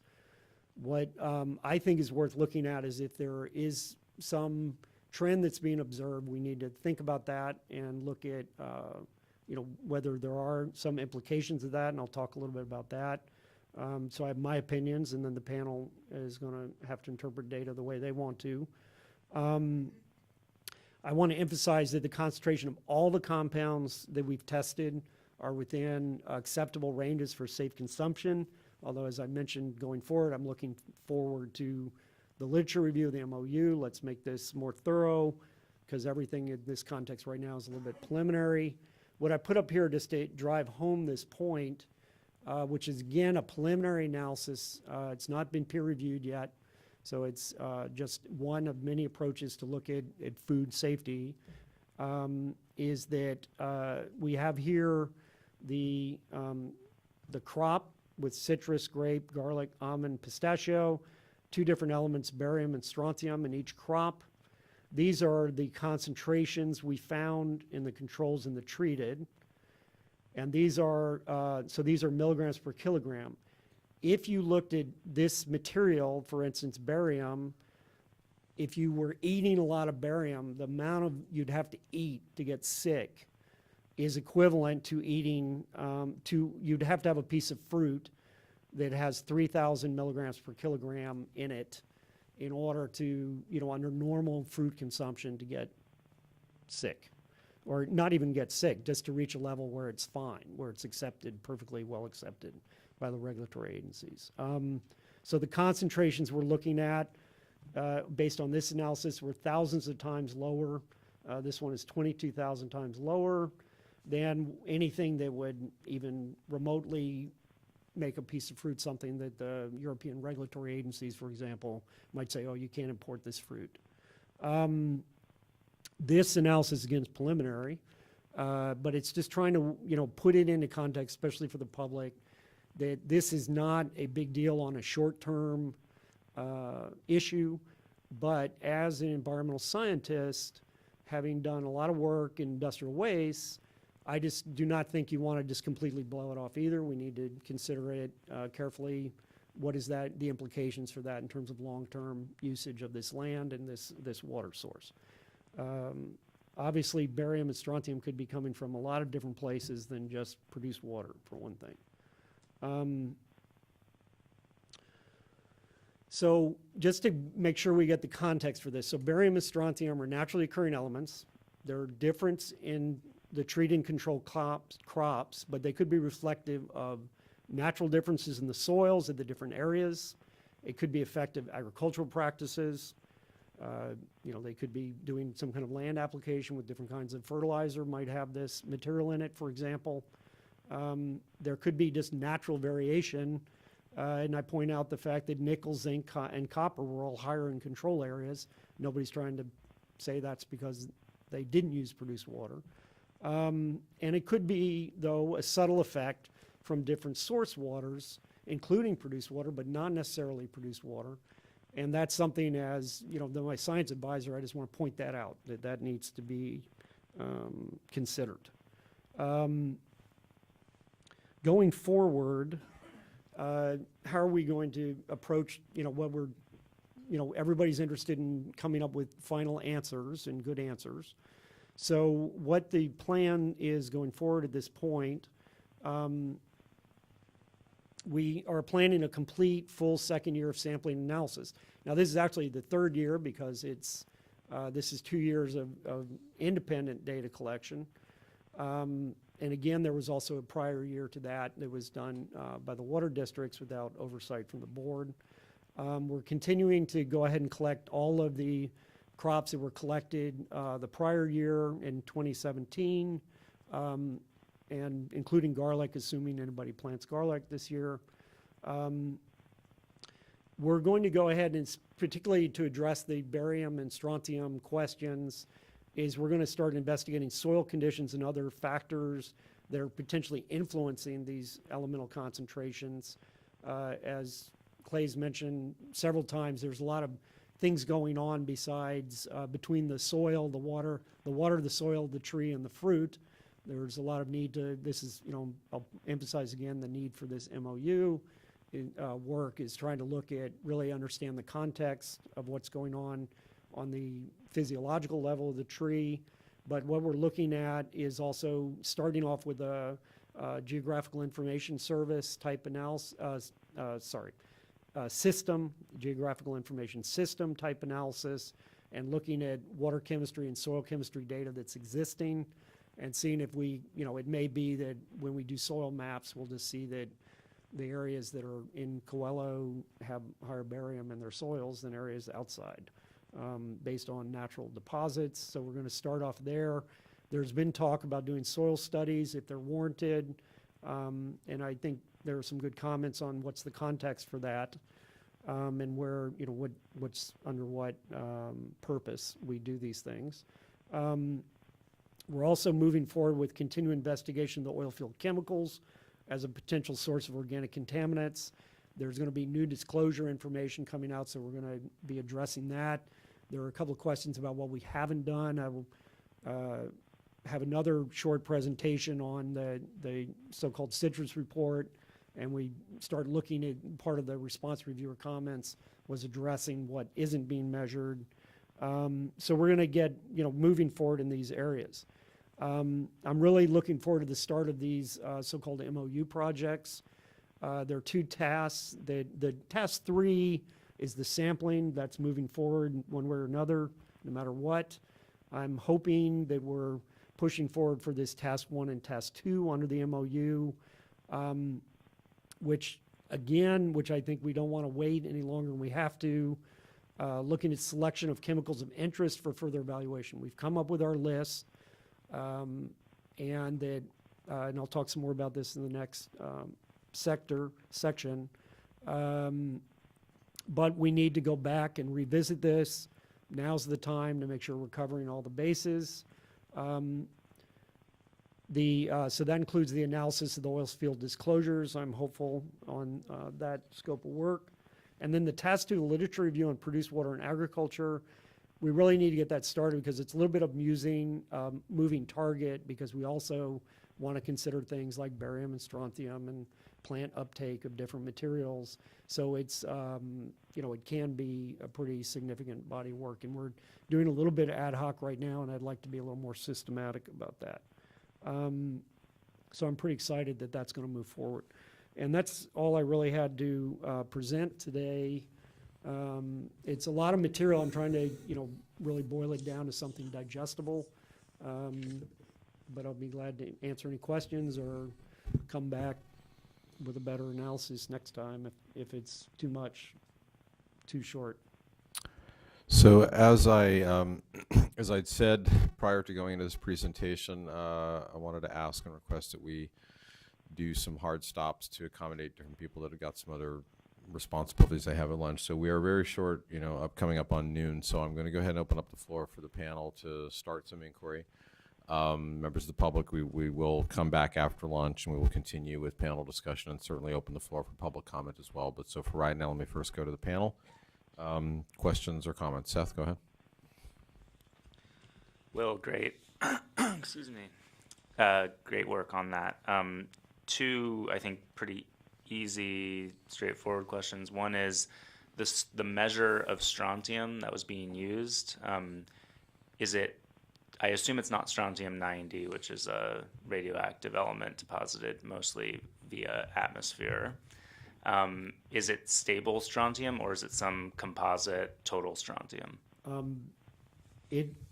Presumably it's stable strontium, except for, like you say, there's a small trace amount that's present.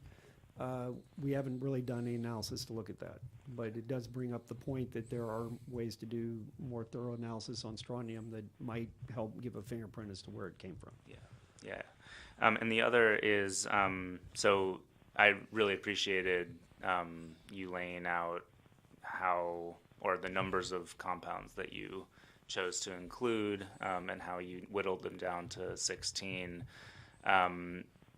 How does the 108 compounds that you started with compare to the compounds disclosed under the 13267 order?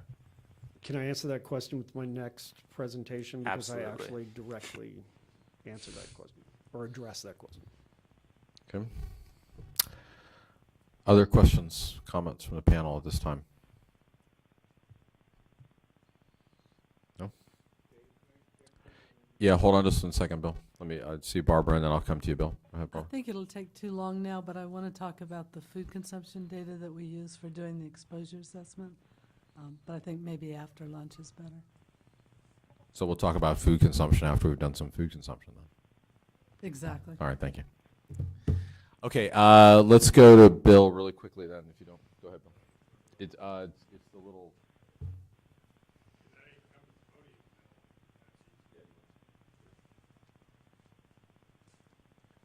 Bill Alio, Environmental Working Group.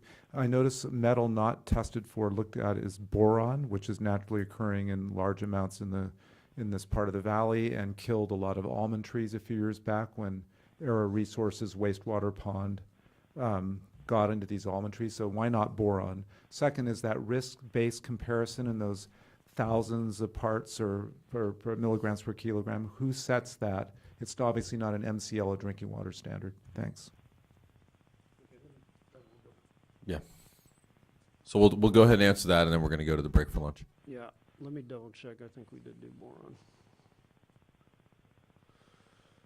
No, we did not do boron. Okay. So the question was, why didn't we do boron? Yeah, it's really common. Yeah, I'd have to think about that. I can't think off the top of my head right now. Hey, Will, let me add something to that real quick. I think the primary reason we didn't include boron is because boron usually doesn't end up being a human health issue. It's an agricultural issue. It's an issue in the source water because before you get to boron in concentrations that my understanding would be a problem with the fruit, you're going to kill the crops. And so it's really a self-limiting factor for the farmers themselves. I mean, we can confirm that as part of the literature review, but my understanding is that that's the issue with the boron is that, yeah, it's actually more toxic to plants than it is to normally to us. So it becomes a self-limiting issue really for the agricultural interests. If they use water with too much boron, they won't last long.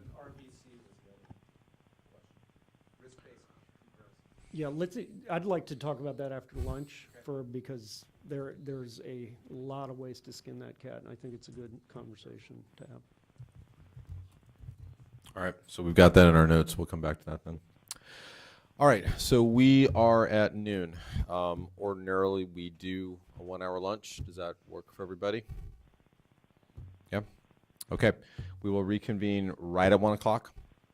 And now a question is, Will, let me just check in with you really quick, fast, and panel. Any reason to be concerned that by convening at 1, we will not have enough time to have a hard stop at 3? Okay, then we're going to go with that. I just wanted, because like I said, there's several people that I know have got a hard stop at 3. So, okay, we will start right at 1 o'clock promptly. Thank you.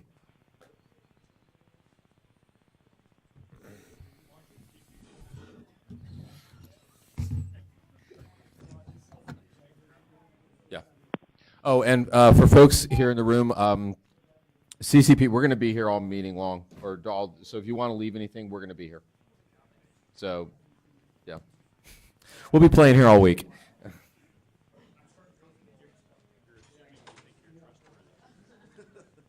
Well, that's true.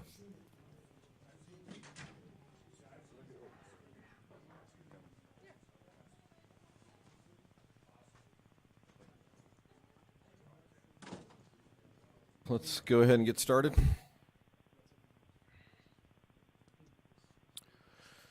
Do we still have Ken Clock on the phone? Ken, you with us? Here. Awesome, great. Yep. Gabrielle, were you ever able to join us today? Nope. Okay. All right, so we're going to go ahead and open up the floor. I know some folks couldn't come back after lunch, unfortunately, but I think they had spoken with Clay quite a bit. So I know, Clay, were you going to sort of mention into the public record, so to speak, some of that discussion that you were having with some folks that couldn't stay after lunch, or did it not need to be done that way? Well, I don't know that they mention anything that need to be introduced into the public records, just some stakeholders that have some concerns, and we'll work along those issues. All right. Well, let's go back to the so, Will, was there anything else that you needed to, from a presentation perspective, cover, or now we're just going into open discussion? From the presentation, there's that second part. Okay. Well, let me come back to the panel then on just the first part. So, opening the floor again with the panel. Any further questions or comments? And then I will go back to the public to close out from any questions or comments on this, and then we'll come back to Will for the second part. So, going to the panel first. Comments, questions, concerns, anything you want to raise? Barbara, go ahead, please. What I'm about to talk about is neither concern or questions, but using this data now to go forward and do an assessment of consumer exposures. And I don't know, maybe that's your part 2, Will. Is that the second presentation? No. I'm a little confused as to, having seen some PowerPoints with exposure on it. My specialty is food consumption, as you know, and I think that's why I was asked to help with this project. And I do have easy and ready access to consumption estimates for these commodities. And they are the same data that comes from the National Food Consumption Survey. And I've used that for the last 30 years, developing software for both EPA and for FDA to do similar types of exposure assessments. So if the committee has an idea of what they want to calculate, I can easily do that for these 5 crops. What I'm thinking about would be both a per capita and a per user estimate of the consumption for each commodity. And that can easily be combined with the data that have been generated in the study to estimate exposure. Can you, I'm asking out of my own curiosity, but perhaps others share it. Given that we are talking about a discrete geographic area of growers, when you're looking at consumption patterns, how do you factor for that you've got consumption patterns that are taking place, but you've more than likely got multiple sources that are feeding, pistachios and grapes and things like that. So how do you fine tune that to? Well, what I'm thinking to bring forth is the consumption data. I think we would assume that our worst case is that it all comes from there. And my preliminary estimates is that there's plenty of margins of exposure here, but I think it's better to use the current and refined data than the data that are available, for example, in the Exposure Factors Handbook, which tend to be pretty rough numbers in my experience. Okay. So, yeah, go ahead, Will. Well, I just want to, I would, I think as from the science advisor point of view, I incredibly welcome that. I'm hoping that's what we're going to get from the panel. What I did was extremely preliminary. I also did a different, this is actually a lot of the panel toxicology guys helped me, kind of directed what to do on this. There also, my original approach was just to see how much material you'd have to eat to even approach any kind of uncomfortable limit, and kilos of garlic per day. I think that from the public point of view, kind of an idea, a visual of what's really going on. Just trying to find some context for what we're doing here. Exactly. But I think this I don't really, think those tables have been shown here yet. Is that correct? no, and I think this is not really in my scope to do it. So Right. if we're going to do that, I think we need to set out a scope of what's going to be done and who's going to do it. Okay. That's something, there's no charge in doing this. It's food consumption data, and it's been peer reviewed, and it's used by, I think it's used both by EPA for all of their pesticide work and by FDA for its contaminant work. So I think it'll stand up to the scrutiny we need for what we're doing here. So you're basically making an offer then to do this? Yes. Okay, all right. But I'm making an offer to do it, but I think the group should decide what the end right. calculation. What I have are data, depending on the years you use, but I have about food consumption data for about 15,000 individuals. And they're individual data, so we can decide whether we want a mean per user or per capita, or whether we want it divided by body weight in order to compare it to the toxicology data, or per day, or both. But I think we ought to think about that before I just blather out some numbers too.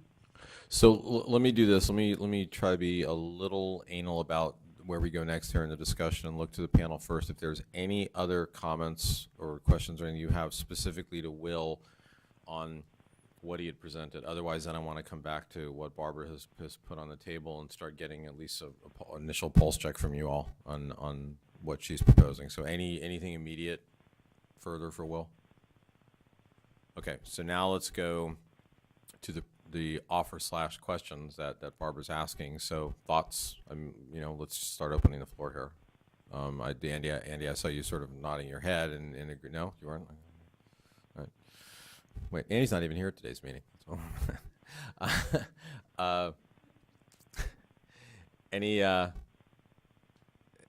So I mean, what would be a next step for you? I mean, what kind of time frame would this take to do this work? I mean, what? I could easily have it back in a couple of weeks. This is not a hard project. Okay. Thoughts? Anybody? Yes, no, maybe? I have a thought. Okay. So I just, to point out to the panel, we've done one full year.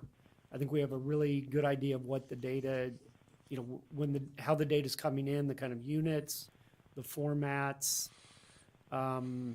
So I think this is a really good idea to maybe put your heads together. You've got a lot of public health experience up here, and make a decision about, from my point of view, and what I tried to do, going back and forth with the panel over the last couple of weeks, trying to how to, present this kind of information, is both what, we need to go to things like was suggested, these EPA approaches that we tried to imitate, be sure we do it thoroughly, but also think of it in terms of, in my mind, it's in terms of things that for the general public to understand easily also. Because I think a lot of times when you look at these data, with the risk assessment data, sometimes it's a little hard for a person to think about what does that really mean in context of my life. And I know these analysis I did aren't the standard analysis, but the whole idea of, looking at what the concentrations are in the actual foodstuffs we have, and we have these levels, it's the maximum you would want to eat, even though it's still safe, you wouldn't want to eat more than that. And we end up with ideas that you have to consume kilograms of garlic or fruit or something in a day to reach these, I think that's something the public can absorb. I mean, I thought it was kind of that's the reason I did it originally, was just to try to get a grasp of how much of this stuff would I actually have to eat, you know, to reach a level where you'd be on, you know, be at some limit that the government says it's probably not a good idea to eat more than this.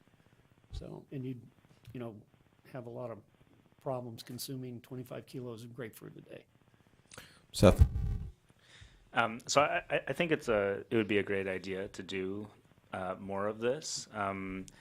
I also just want to make sure that if we embarked on doing this with the available concentration data that we have for, say, strontium and barium, that we could easily plug in new numbers from new sampling as it rolls out. One of the reasons why I think that's important is that, you know, we do have more rounds of sampling, so there will be more data, and we should be able to incorporate that as it rolls in. But also another thing that a number of us brought up on our call earlier, was it last week, was, you know, we understand why the sample sizes are what they are, and that's because it's expensive to go out and collect samples and process them. But truth be told, you know, a number of those statistical tests were based on a sample size of 3. And all the way up to, I think the biggest was a size of 16 or so. Statistically, that's probably somewhat underpowered for the geographic area that we have, that we're looking at here. I'm by no means throwing those data under the bus, but I am sort of bringing it up that, you know, as we collect more data, hopefully with bigger sample sizes, that we can incorporate them into an exposure estimate. So Barbara, adaptive, yes? Well, my thought was, for that reason, and because it's a little easier for me, that I would bring the consumption data.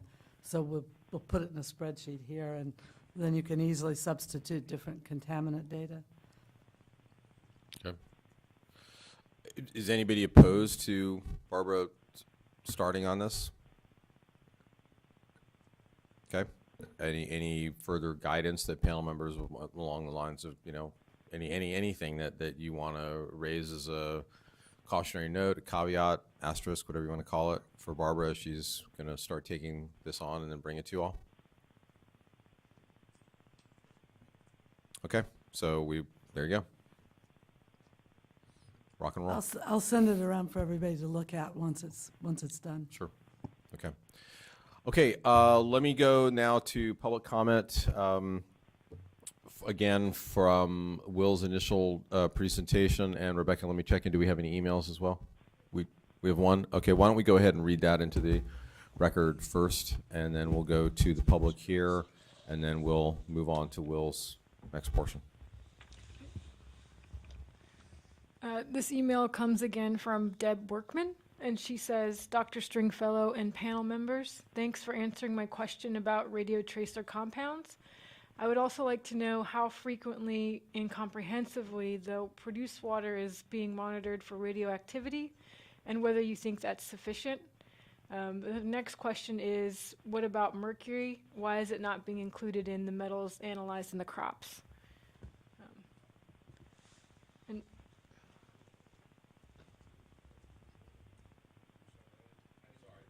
We were doing some planning for next steps in the meeting, so I'm sorry again, Rebecca.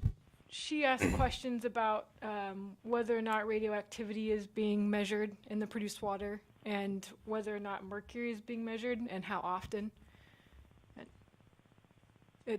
We measure for radioactivity and mercury quarterly. Okay. Or not we, but the dischargers do. Okay. And that, I mean, that's answering her question then? Yeah, All right. correct.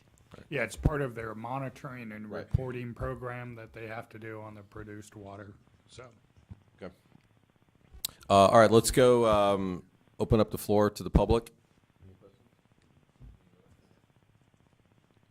Bill Alio, Environmental Working Group. On sample size, the question that Dr. Shonkoff raised, my question would be, since it's small samples over tens of thousands of acres between North Kern, Tulare Kern, and Coelho Water District, how would the public know that it's a fair sample? Like, what if a farmer was using groundwater most of the last 10 years and then used oil processed water for a year? Or you could take a sample in the Coelho that they're using mostly water from the State Water Project and local groundwater, and hardly or use it or not at all from the treated water coming down from Chevron. How is that accounted for? Thank you. So that is still a work in progress, but that's something on our to-do list, and Dave may have some particular, but I won't steal your thunder if you're going to directly ask that. But what we're wanting and we're getting is trying to get some land use history, water use history, and unless Dave's going to correct me right now, as part of our model is that the water distribution, that's the same water being distributed throughout Coelho. Now there's some of the other water districts, there are particular areas that have been using more produced water and other areas that don't use any, and we're getting information on that and kind of debating how to approach that exact problem. So it's on the, I think it's a work in progress. I think it's an important question we're addressing. Yeah, let me add on top of that, Will, that and Dave can speak for Coelho. We believe we specifically know the field in which this practice has gone on longer than any place else. We believe we know the first field which that was done, and it has been included in the sampling program, that specific site. And so those are some of the issues we're looking at. And I've got a couple slides I'll put up after we do some of the public comment that shows part of what we're looking at with different soil types and concentrations to help clarify that a little bit more and bring this a little bit more into context. Dave? Yeah, I'd like to address, at least for the Coelho Water District, as I've stated many times before, the oil field produced water comes into the Coelho system at our main blending reservoir. All water that is distributed through Coelho's distribution system come from that main reservoir. So that is where the Chevron's produced water, Valley Water's produced water comes into that reservoir. It is blended and then distributed out through our system. It is throughout the Coelho Water District. If you are taking surface water, you are taking blended oil field produced water. The only areas that may not have constant blended produced water are areas in our non-service area which were not included in the sampling locations. The only samples, test samples that were taken within Coelho are within lands that have received blended produced water for approximately 23 years. As far as Kern Tulare, that is the site that has taken produced water the longest. That was specifically identified and sampled this last year, or actually just on the citrus, because it's just a block of citrus. North Kern was not sampled because they have just recently started using produced water. I believe they've had 1 year of irrigation with blended produced water. I believe the last year, North Kern stated all their water went to their recharge basins and none of the produced water was used for irrigation. So that's why we did not sample anything in North Kern. Hopefully that answers your question on that part. If I may, I have a couple of comments on Dr. Stringfellow's presentation. I guess my main issue is I understand we're testing the fruit and we're identifying the constituents that are found in the fruit. Clay has mentioned many times that the different soil types will accumulate the metals differently. But what we have not really discussed too much is the other irrigation waters that are utilized throughout Coelho and throughout the valley. We have taken samples of other waters utilized for irrigation. Now, on the oil field produced water, our highest detected barium was 220 micrograms per liter. Now, the drinking water MCLs is 1,000 micrograms per liter. So we're 1/5 of the drinking water standards to be used for irrigation. If that is a issue for Coelho, shouldn't it be an issue for any water used for irrigation throughout the state of California if we are below drinking water standards? And the same with strontium. The highest level detected in the water, that is before it's been blended, is 870 micrograms per liter. The MCL for drinking water is 4,000 micrograms per liter. Again, around 1/5 of the level that required or recommended for drinking water standards. If we're going to go down this level and start testing soil based on something that is 1/5 the MCL of drinking water, that's an issue to us. We have taken samples of the Kern River, Bryant Canal, which is the federal canal, California Aqueduct, and starting at the Kern River, barium is at 47 micrograms. Again, the produced water is at 94. Strontium, 210 for the Kern River. And Coelho maximum was 870. So I mean, there are, some of these waters have barium and strontium. Little less than the produced water, but not a whole lot less. So it concerns me that even though they're within drinking water standards, we're looking at then testing, doing increased testing because it's below drinking water standards. I mean, are we going to be throwing out the drinking water limits here? You know, how far are we going to go down this road? I'll save my other comments for once you do the citrus. Thank you. We'll look to Clay here. Any immediate response to that question from a regulatory context?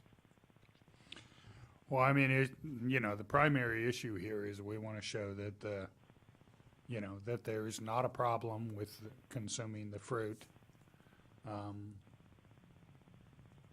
that's grown with produced water.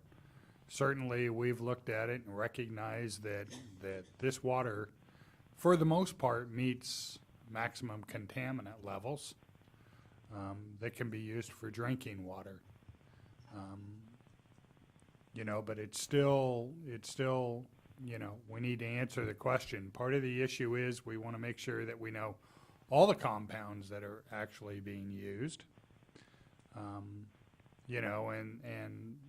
any issues with compounds that do not have MCLs associated with drinking water, which the MCLs are set for a relatively finite list of constituents. So, it's still the issues. I mean, I agree with David. I don't want to go down this issue if it doesn't need to go down.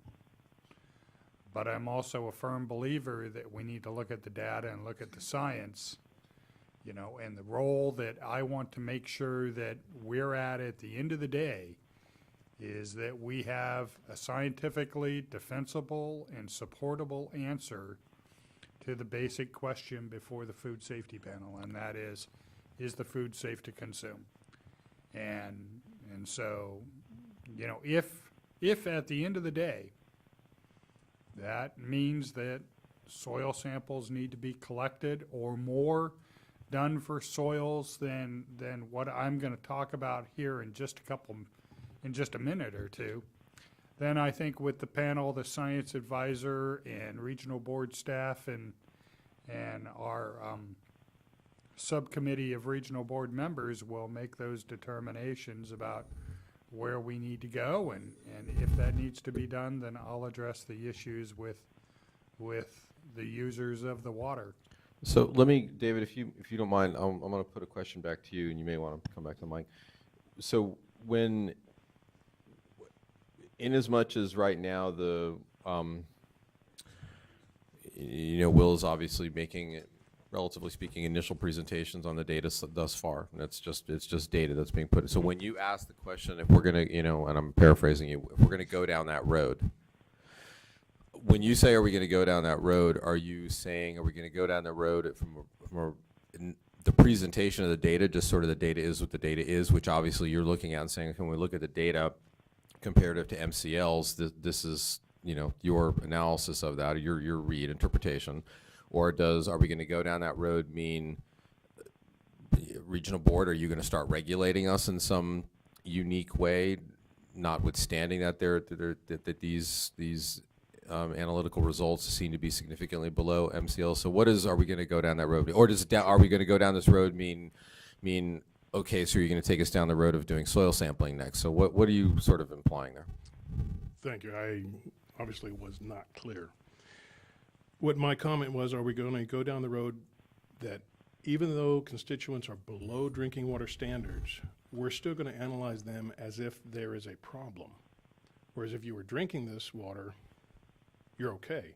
But if you irrigate with it, we have to worry about soil accumulation of metals in the soil, even though you're okay to drink it, but you can't use it for irrigation without severe testing. So it is. So again, are we going to go down that road? Is ultimately your meaning? Are we going to go down a regulatory context? Correct. Okay. We're going to throw out MCLs for drinking, and you have a whole new set of parameters for irrigation water because it's coming from an oil company and not coming from the Kern River, the State Aqueduct, or the Fry and Kern Canal. It's different parameters. So we're going to have two sets of rules for water. Yeah. Okay. I just wanted clarity. I appreciate that. Yeah. Obviously, I wasn't clear the first time. Thank you. Okay. Good. Okay. Let's continue on with public comment. Wait, Rebecca, is there something? Go ahead. We have another question from Deb Workman, and she says, why was mercury not included on the list of metals being analyzed in the crops, and will it be included in the future? Will, you want to go ahead and touch on that one? Then I want to go, after that answer, I want to go to the public to see if any more comments, and then I want to move on to the citrus because I'm getting a little antsy on time. Well, we have addressed mercury in prior meetings, but and correct me, Dale, if I'm wrong, interpreting your presentations, but there's been a lot of work on the mercury coming into the system. It's not considered an important constituent at this time. And additionally, there are issues with really making sure we have accurate measurements in these kind of media. And so there's a number of factors that made that mercury is not considered one of our important targets right now. Yeah, there were some hits for mercury back in the early 2000s when these were discharges to surface water, and the surface water limits for mercury are very, very, very low, way below the MCLs. Since we updated the monitoring and reporting programs 2015 or so to expand the list of constituents for those discharges to land, we have included mercury. And David or Abby can correct me if I'm wrong, but Chevron has been testing for mercury, and we don't have any recent detects above the MCL. All the detection limits are set right at the MCL, and they're all non-detect. And plus, let me add too that mercury is not a common constituent we see associated with the oil fields. We don't typically see mercury used in oil field products. You know, if we were talking about mother lode gold mining in the 1800s, then mercury would be a major concern, but not necessarily with the oil companies. And so that's the primary reason it was removed. As I'll talk about under item number 5, we are looking at all of the constituents, and if for some reason that were to change, then mercury would be added to the list of constituents. And I'll add a short clarifying comment. We haven't seen mercury as an issue on the east side oil fields from where this water is coming from. There has been some issues on the west side where it's much more saline water. So thank you to Deb for the email. Let's go to Bill with another question. Let me just get a show of hands. Will there be any other on where we're at now? Are there any other questions from the presentation that Will had done? Okay, so we're going to go to Bill, and then if there's any response necessary to Bill's question, then we're going to move on to Will again.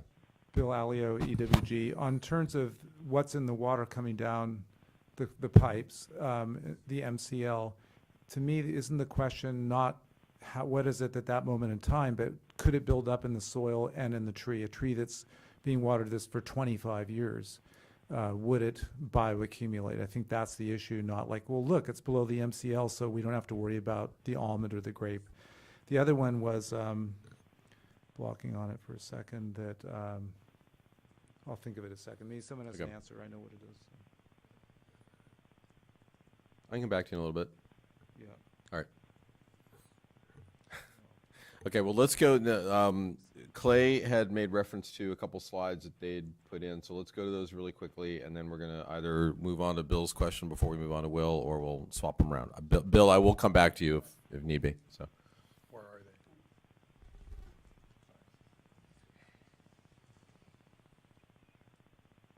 they? So basically, what I want to show the panel is there's a couple issues we've been working on. This question about the soils and my initial comment about the soils, and basically what I've been doing is that, you know, this needs to be in scientific and oh, don't touch that. Okay. And basically let the data take us. So this is a little bit complicated, and we've only been working on this for a few days. But, you know, we thought, well, let's take a look at the publicly available data that we have. We know where the samples were collected. The colored background that you see here are actually soil maps.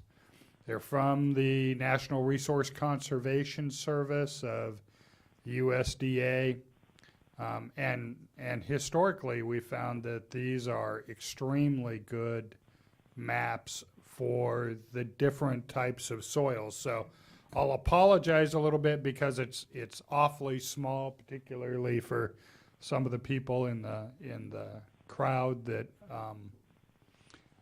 have to look at it from some distance. But basically, what we've done is we've put these things together, or tried to put them together, where you got soils in the background.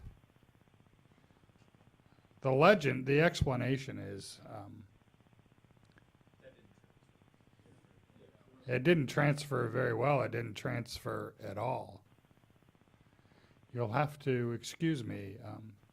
Josh, you want to come up here and explain this a little bit? Because without the explanation, it becomes a little bit difficult. But what I want to show you is first of all, the colors represent ranges of concentrations. With the cooler colors, the blues and the greens, being the lower concentrations that were detected for specific constituents, and the warmer colors being higher concentrations. And basically what it shows is that, you know, there are some areas where higher concentrations are grouped up and lower concentrations are grouped. So, you know, part of the question is, are those things associated with just the naturally occurring soils and not related to the produced water? So that's some of the questions.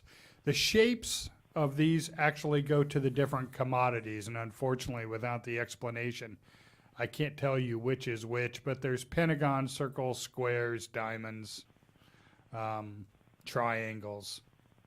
And so maybe if Dale has that there, I can tell you real quickly.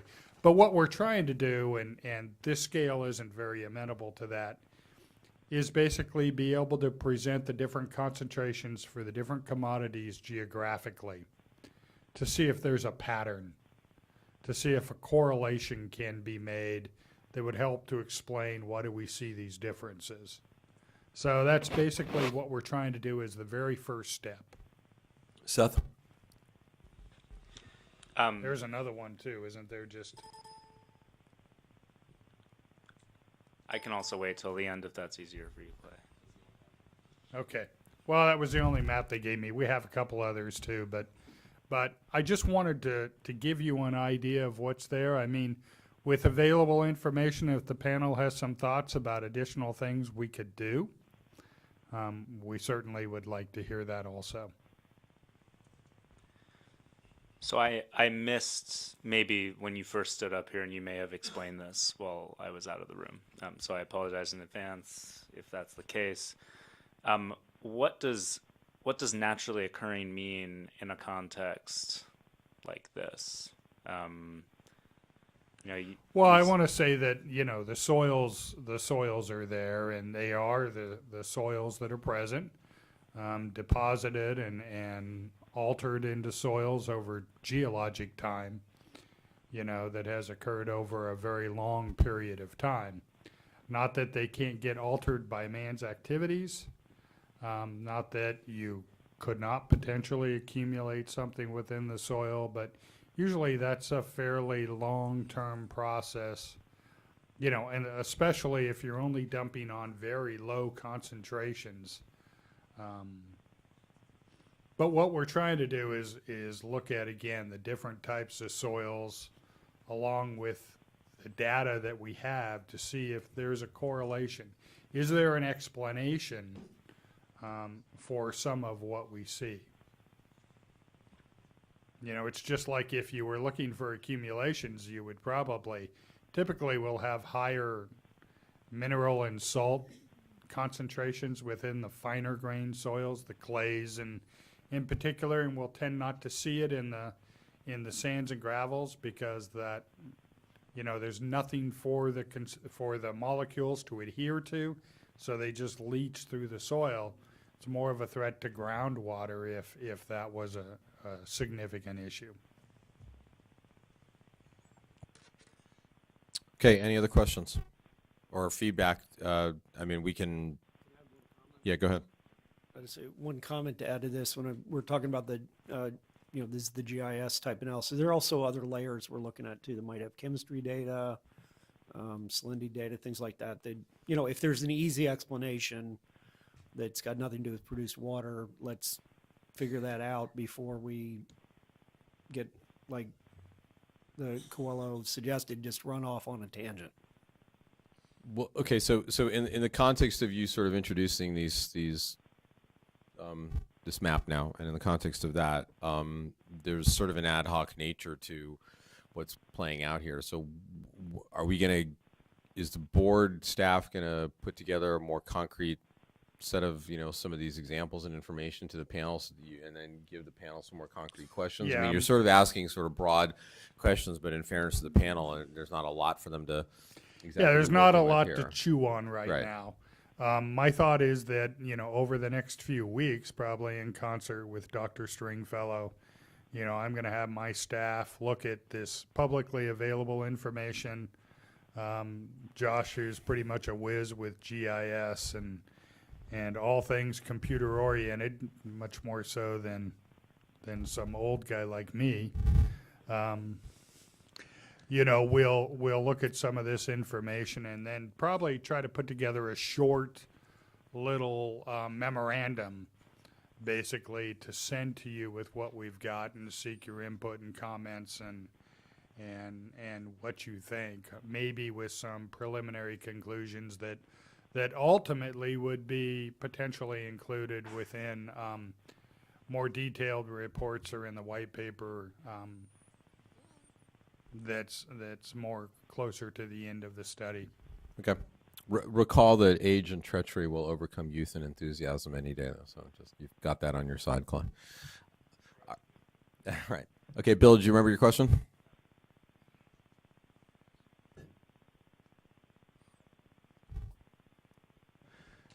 What about the chemicals that don't have MCLs? A lot of chemicals, my understanding, are used in oil company operations that the State Water Board Drinking Water Program have not set MCLs for, and certainly OEHA hasn't set a public health goal because they don't expect it to be in drinking water. Isn't that true? So aren't we looking for those outside of classic MCL situations? Question mark. Yes.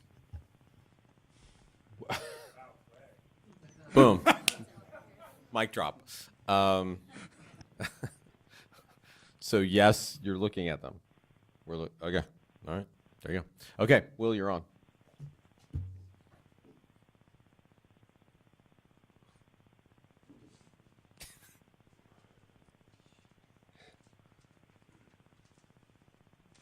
Yep.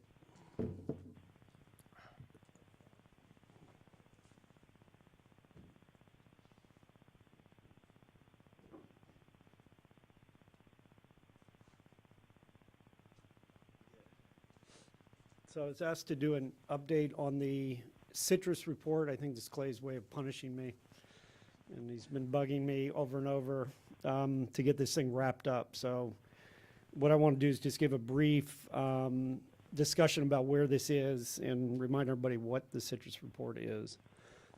So we did, being the science advisory folks with the board, did a preliminary report on the citrus sampling results. We presented that data at the public meeting back in June.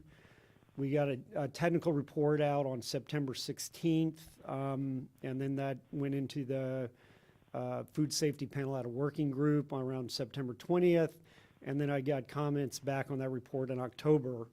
And essentially, November through now, I've been working on trying to incorporate those comments into the report.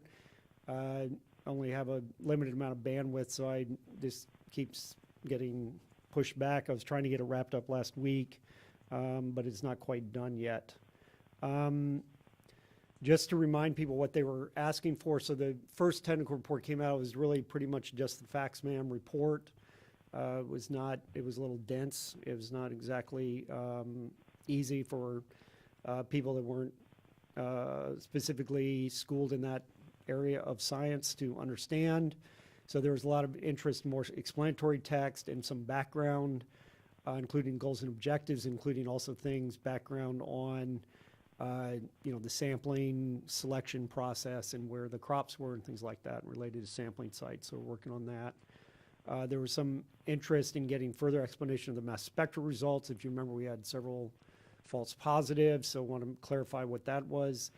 One of the big questions was some of the statistical methods we're using are so-called parametric statistics, and there was an interest in whether those statistics were really appropriate for the data, since we, again, with a lot of questions came up again today about the number of sample size, what's the distribution of the data, so technical issues related to statistical analysis. So we went back and redid some analysis. I'll talk about that today.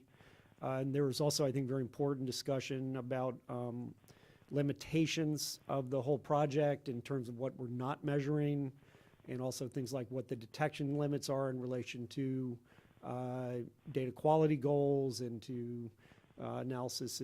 We're talking about doing now in terms of risk analysis, make sure everything's really have an analysis of that in that context. So we start really a lot of the conversations about these so-called non-detects is how do we deal with those. Then there's a lot of, in the methods section, there was a deal on, again, the statistics and sampling and all the figures and tables getting redone that they include the things like the CA chemical abstract service registration numbers and a number of appendices that had to be added. So just to hit a couple of highlights, this is, again, almost done. It's got few more edits, and then it's going to be out. I did reconduct statistical analysis doing non-parametric statistics. This was directed at addressing concerns about the use of the parametric analysis, which I know all the panel knows this, but just for anybody in the public who might be interested, is normal statistics suggest that the data is distributed over what they call a normal distribution. You do tests like t-tests. It's mostly what people learn in school through college.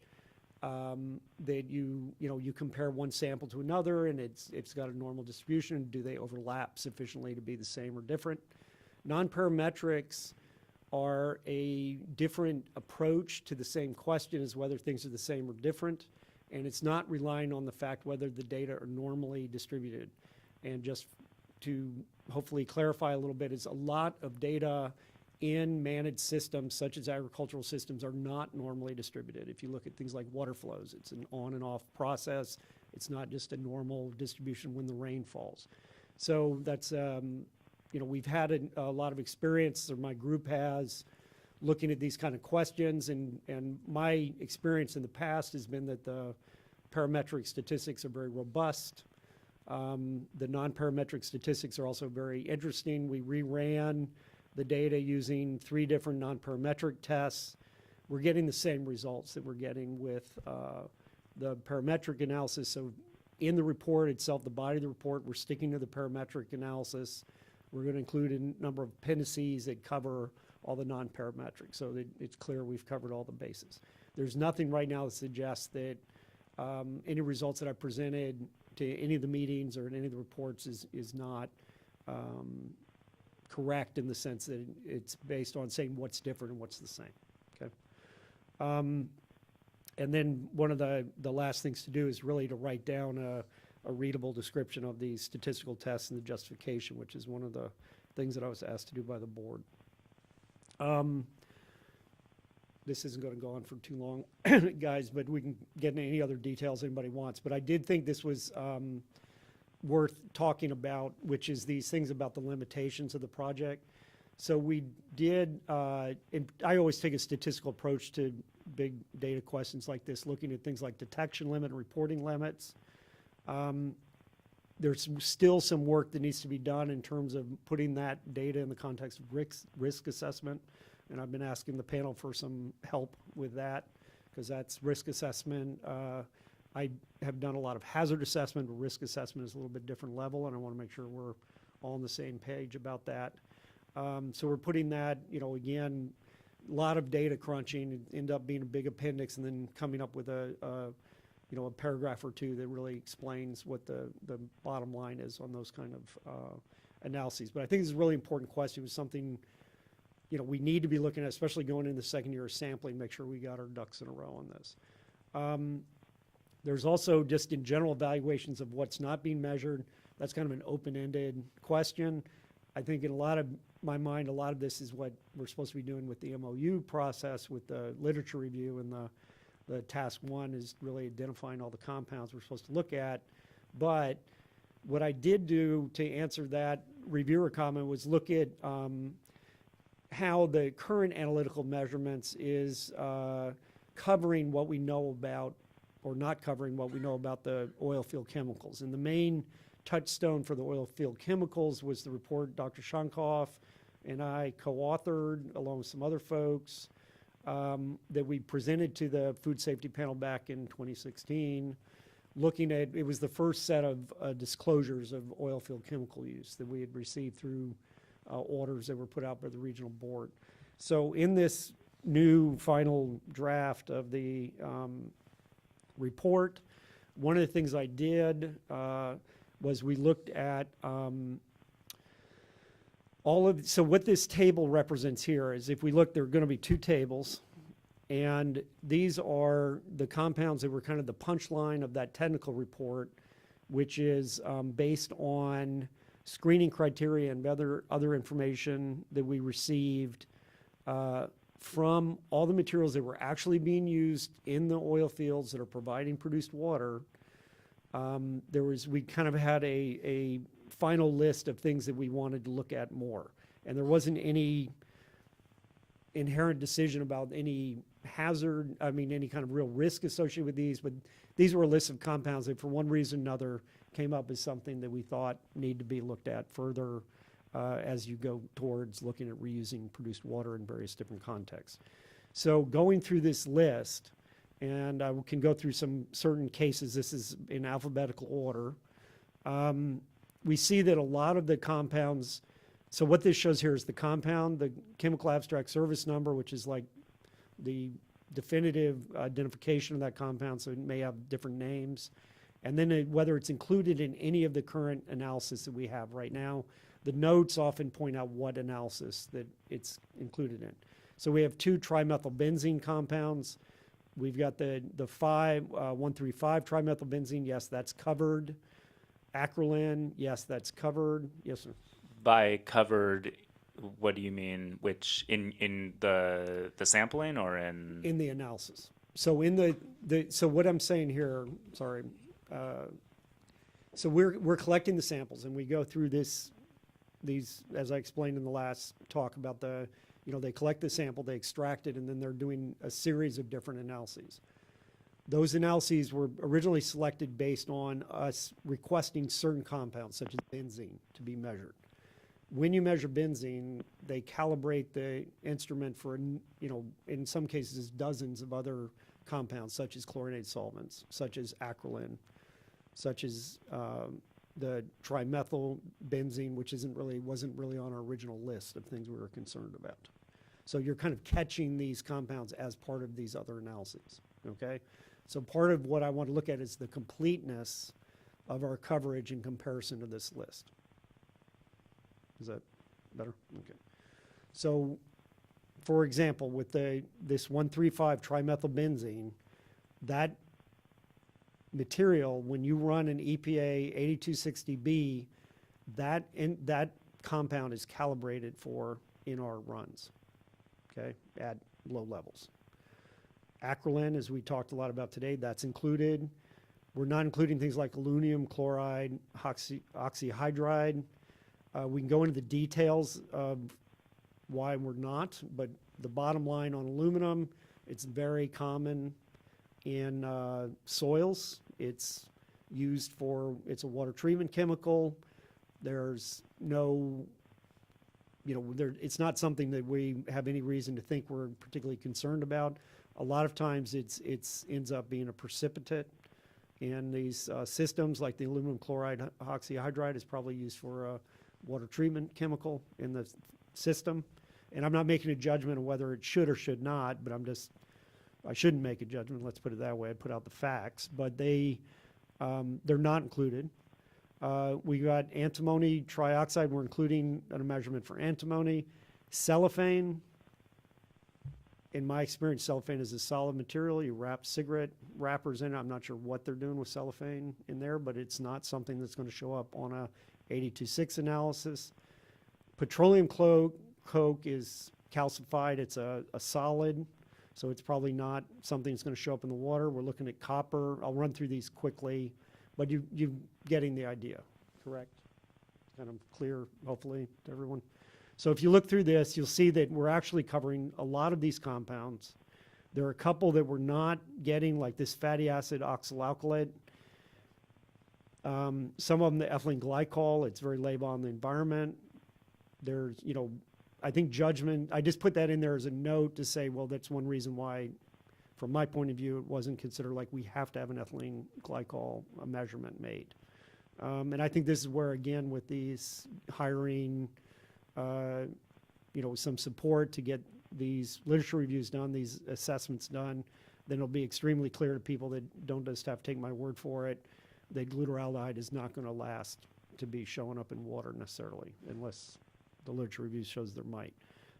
These hydrochloric, hydrofluoric acids are not something that are going to be in that form in the water, et cetera, et cetera. Some materials like kerosene are a mixture, and although we do not make a particular measurement for kerosene, we do measure a lot of the materials in kerosene that are of environmental importance, including things like naphthalene, potentially some of the BTEX type compounds might be found in kerosene. I can go through anything that anybody wants to talk about specifically.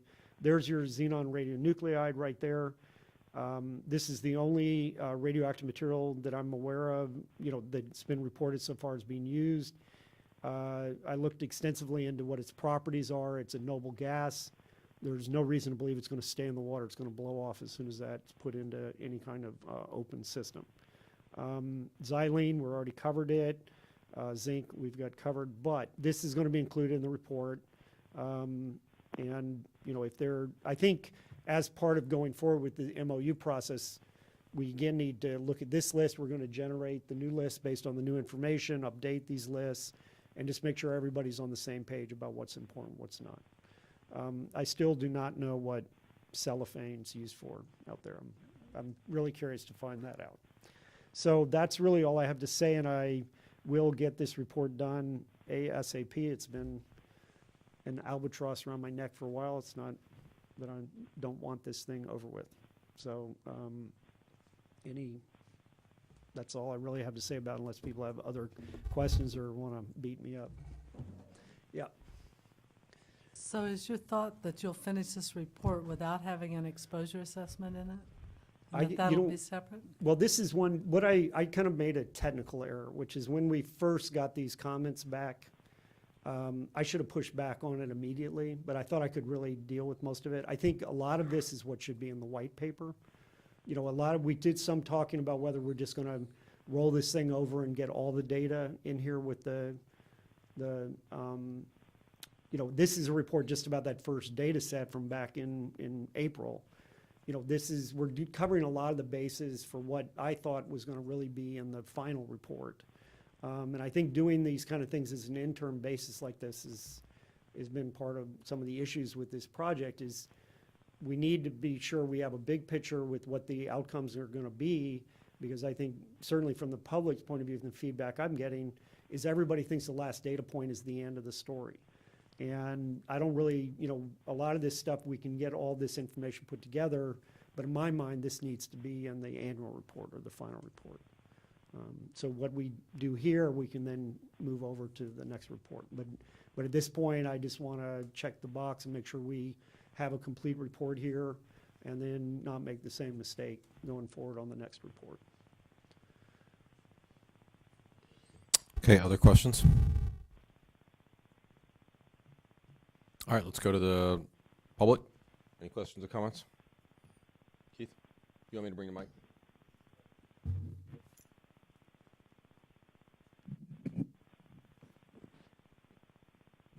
So, well, you may have addressed this in your comments now or before, but if so, I missed this. So question is, in regards to the chemicals that were analyzed in your studies and how you selected them, how did you address, or did you address, the trade secreted chemicals? And if not, is there anything that can be done about those? Because those seem to be a big wild card in this assessment, that if we can't get access to, not we, but if assessment can't get access to those chemicals, seems like there's a big hole in the overall assessment.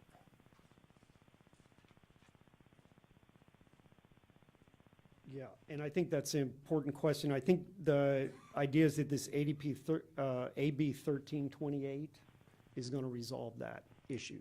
And Clay's talked about this a couple of times with the, there's going to be a list of chemicals. We're not necessarily going to know the amounts, and in a way that, that's the conservative estimate. You can assume that there's these huge amounts of it.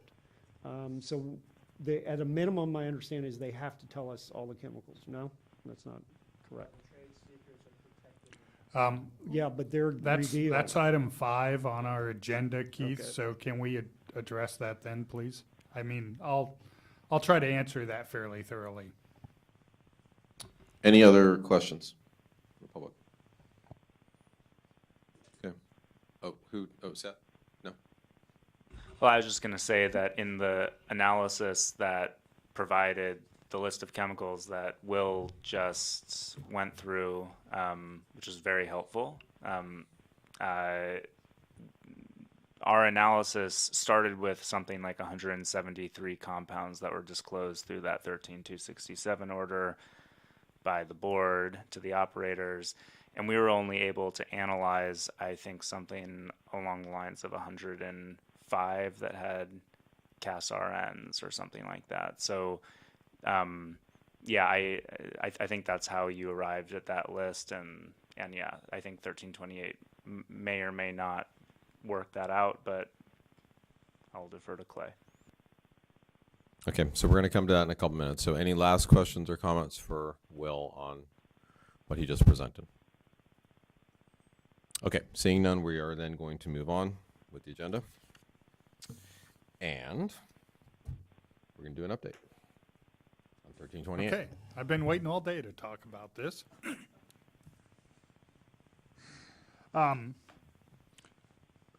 Just to bring you up to date with where we are on the trade secreted information. The end of December, we sent orders out. Matter of fact, they were a little bit before Christmas, just to be received right about Christmas. We sent orders out with a very short time frame to all of the producers that produce water for irrigation usage to report to us all of the chemicals that are in the compounds that they use in their drilling and maintenance activities, basically for anything that has potential to end up in the produced water. And so Dale can correct me if I'm wrong, but for some reason the date of like January 7th sticks in my head. They went out December 28th, and I think January 12th was the due date. Oh, the 12th was the magic date. And if there were trade secreted information that wasn't provided to them, under Assembly Bill 1328, they were to provide us the names and contact information of the suppliers that did not provide the complete information. And so we're in the process of looking at that data that we got a week ago, week and a half ago, whatever it was when it came in. We're in the process of drafting an order for some of the chemical companies that did not produce all of the information. But we have to go through the process. 1328 added a new section to the water code effective January 1 that allows the water boards to get trade secreted information on all the oil field compounds being used, the products. So we're in the process. I am in conversations with one of the major suppliers who has basically agreed to provide the information. Well, they're going to provide it. The question is, I'm trying to make sure I get it in a form where it's not presented as a trade secret. And so one of the things, one of the potential ways to do that is to be able to get a list of all the compounds in the products they're using and a list of the products they're using, but not tie the compounds to the product. To me, that answers the question, do we know all of the compounds that are being used? I don't need the recipe for each individual compound. And to be honest with you, I'm very anxious and I'm very desirable to get the information in a format that I can share with the panel and I can share with the public so that we can be completely transparent in this. If I end up getting the information in a trade secret format, and it is truly a trade secret, I will not be able to share it with anybody from the public. I may be able to share it with some of our sister agency members that agree to sign on to confidentiality agreements, but we will be legally bound to protect that confidential trade secret information. And so at that point, a less desirable position to me is that I sit up here and tell everybody on all the compounds and everything's being tested for, trust me, but I can't show you. You just have to trust me. You know, because some people won't. And I would prefer to be transparent and be able to share it all so everybody can see it. So that's some of the things we're going through. My comment is we have to have that information. I need that information really for the literature review and the toxicological assessment, because had we already done tasks 1 and 2, we'd be out doing it again if we ended up with new compounds. I'd prefer to do it all at once. And the other thing is I've made it clear to the irrigators and the oil companies that if I can't get all the trade secret information in time to sample the citrus, the price they're going to get to pay is just means they're guaranteed to have to do another round of citrus sampling with all of the constituents, which at the end may end up just costing them a bunch of money. And so they need to apply the pressure to help us get the information to potentially minimize the overall cost to them. So we are working on it. We're trying to work on it diligently.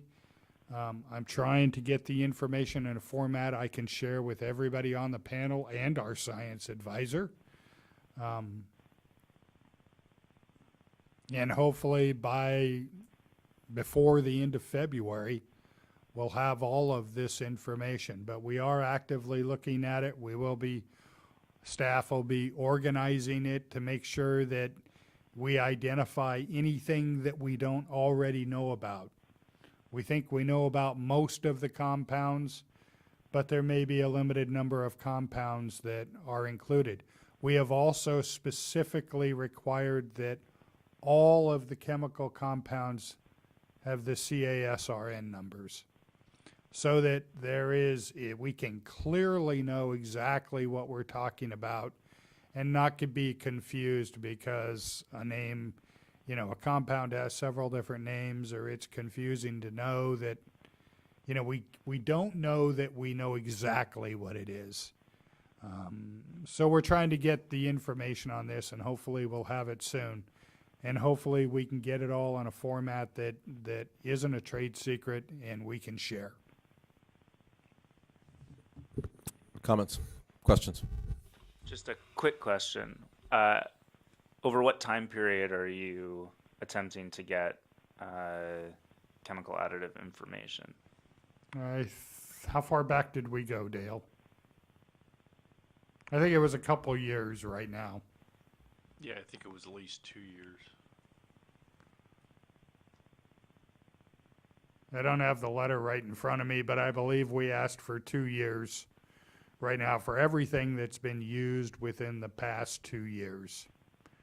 And those will be part of our required monitoring and reporting programs, is that if anything new is used, it's going to have to be reported to the regional board. If company X comes up with the newest wang bang compound that does magical things, then we're going to go the same place to look to see if there's anything different in it that would need to be included in any monitoring programs. But, we did not go back and ask for every possible compound that was ever used. There had to be a limit to where we could go. And so we've asked for the last 2 years. In our understanding, things probably haven't significantly changed for a while. Just to clarify, the letter doesn't specify a time period. It basically says that they must provide a complete list of all additives and associated constituents that could be found in the produced water supplied, in this case, to Valley Water and Coelho Water District. Oh, I guess I was thinking about the previous 13267 order that we sent that I believe had a specific 2-year time frame. And one last question. And so we'll clarify that issue with the producers. With respect to incorporating new evolving chemical use in the industry into discharge permits and requirements, I understand that that's been going on since you last updated many of the permits, which is great. But one of the things that had not been, I don't know if it was required or not, but is not showing up in the monitoring data are CAS RNs. So will this impact what people need to, disclose and monitor for in their discharge monitoring? Yeah, I mean, that's something we'll have to think about. The CAS RNs are probably a good thing to provide so that, we have clarification and certainty about exactly what we're talking about. And if we need to modify that, we will. Yeah, I would just say that from a a scientific perspective, there is absolutely nothing that I or anyone can really do with a name and act and pull things through screening criteria with any semblance of certainty. So that'd be really great. Any other questions or comments from the panel? All right, let's go to the public. And also, Ken, when I'm asking that question, I'm assuming you're still with us, and if you've not weighed in, so. Yes, thank you. Okay. Let me just check in, Rebecca. Any emails that we need to be dealing with? Members of the public on AB 1328, any comments or questions? Okay, seeing none, we are going to then move on to sort of close things out. So we're on item 6 of the agenda, general public comment. So are there any last comments or questions that members of the public would like to make at this time? Okay, seeing none, hearing none. One last check online, and for folks that are online, and while folks online are mulling that, let's go ahead and move on to 7. And I'm going to look to the hardest working person in the room, and I'm not being facetious when I say that. I think I'm going to apologize. I oftentimes forget to thank Alex for the hard work that she does. These are long meetings. There's a lot of dense information, and notwithstanding forgetting Andy, Alex does a great job on these notes, and she really is the hardest working person. So action items from today. First, we're going to put Andy back on that list. Absolutely. Double check that for in the future. As usual, we'll be turning around a meeting summary for this meeting within 10 days for you all to review. A couple more substantive items. Sounds like Barbara's going to move forward with compiling the consumption data for that exposure assessment to share with panel members. We'll probably want to follow up maybe with a conference call with the panel in February or March before our next public meeting in April. I think that's April 24th. I'll send out the calendar invites for that. I know you already have held it. And then beyond that, I think that the water board, just on this last item, was going to follow up with the on AB 1328 issues about the period of time that refers to the request that they're reporting the chemicals. Sorry, my brain is a little fried, but you know what you're going to do, Clay, right? The proprietary. Yeah. Right. How long they've been using the chemicals. And then we're gonna sort of revisit. I'll look to Dale here. We'll revisit and try to get a pin down date on where things might move on the white paper. Okay. Yep. All right. Oh yeah, go ahead, Bill. Public comment. In fact, this is apropos because you let me interrupt out of order again. I just want to thank the panel, staff, and Dave for being really open to letting us get up and not waiting to the very end. You have 5-minute maximum after 3 hours, so I appreciate all the input time. Thank you. Yeah, you bet. Thank you. Okay, let me just check in online one last time. Did anybody send in any final comments? All right. Any closing comments? Yes, Barbara. Is that a firm date for our next meeting? Yes, the quarterly meetings were set. I can send those out again. I just wanted to confirm that Yeah. it wasn't likely to change. Unless I hear otherwise from the board, yes, they're set.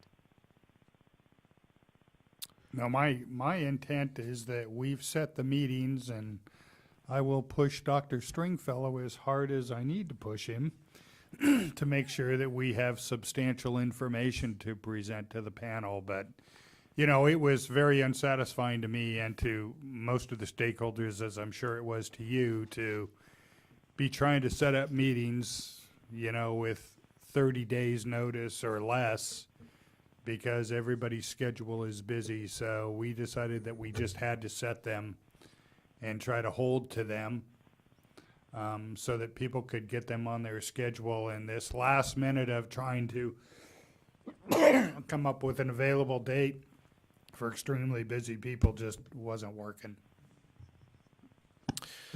Okay. Any last final comments from Dr. Longley or Raji?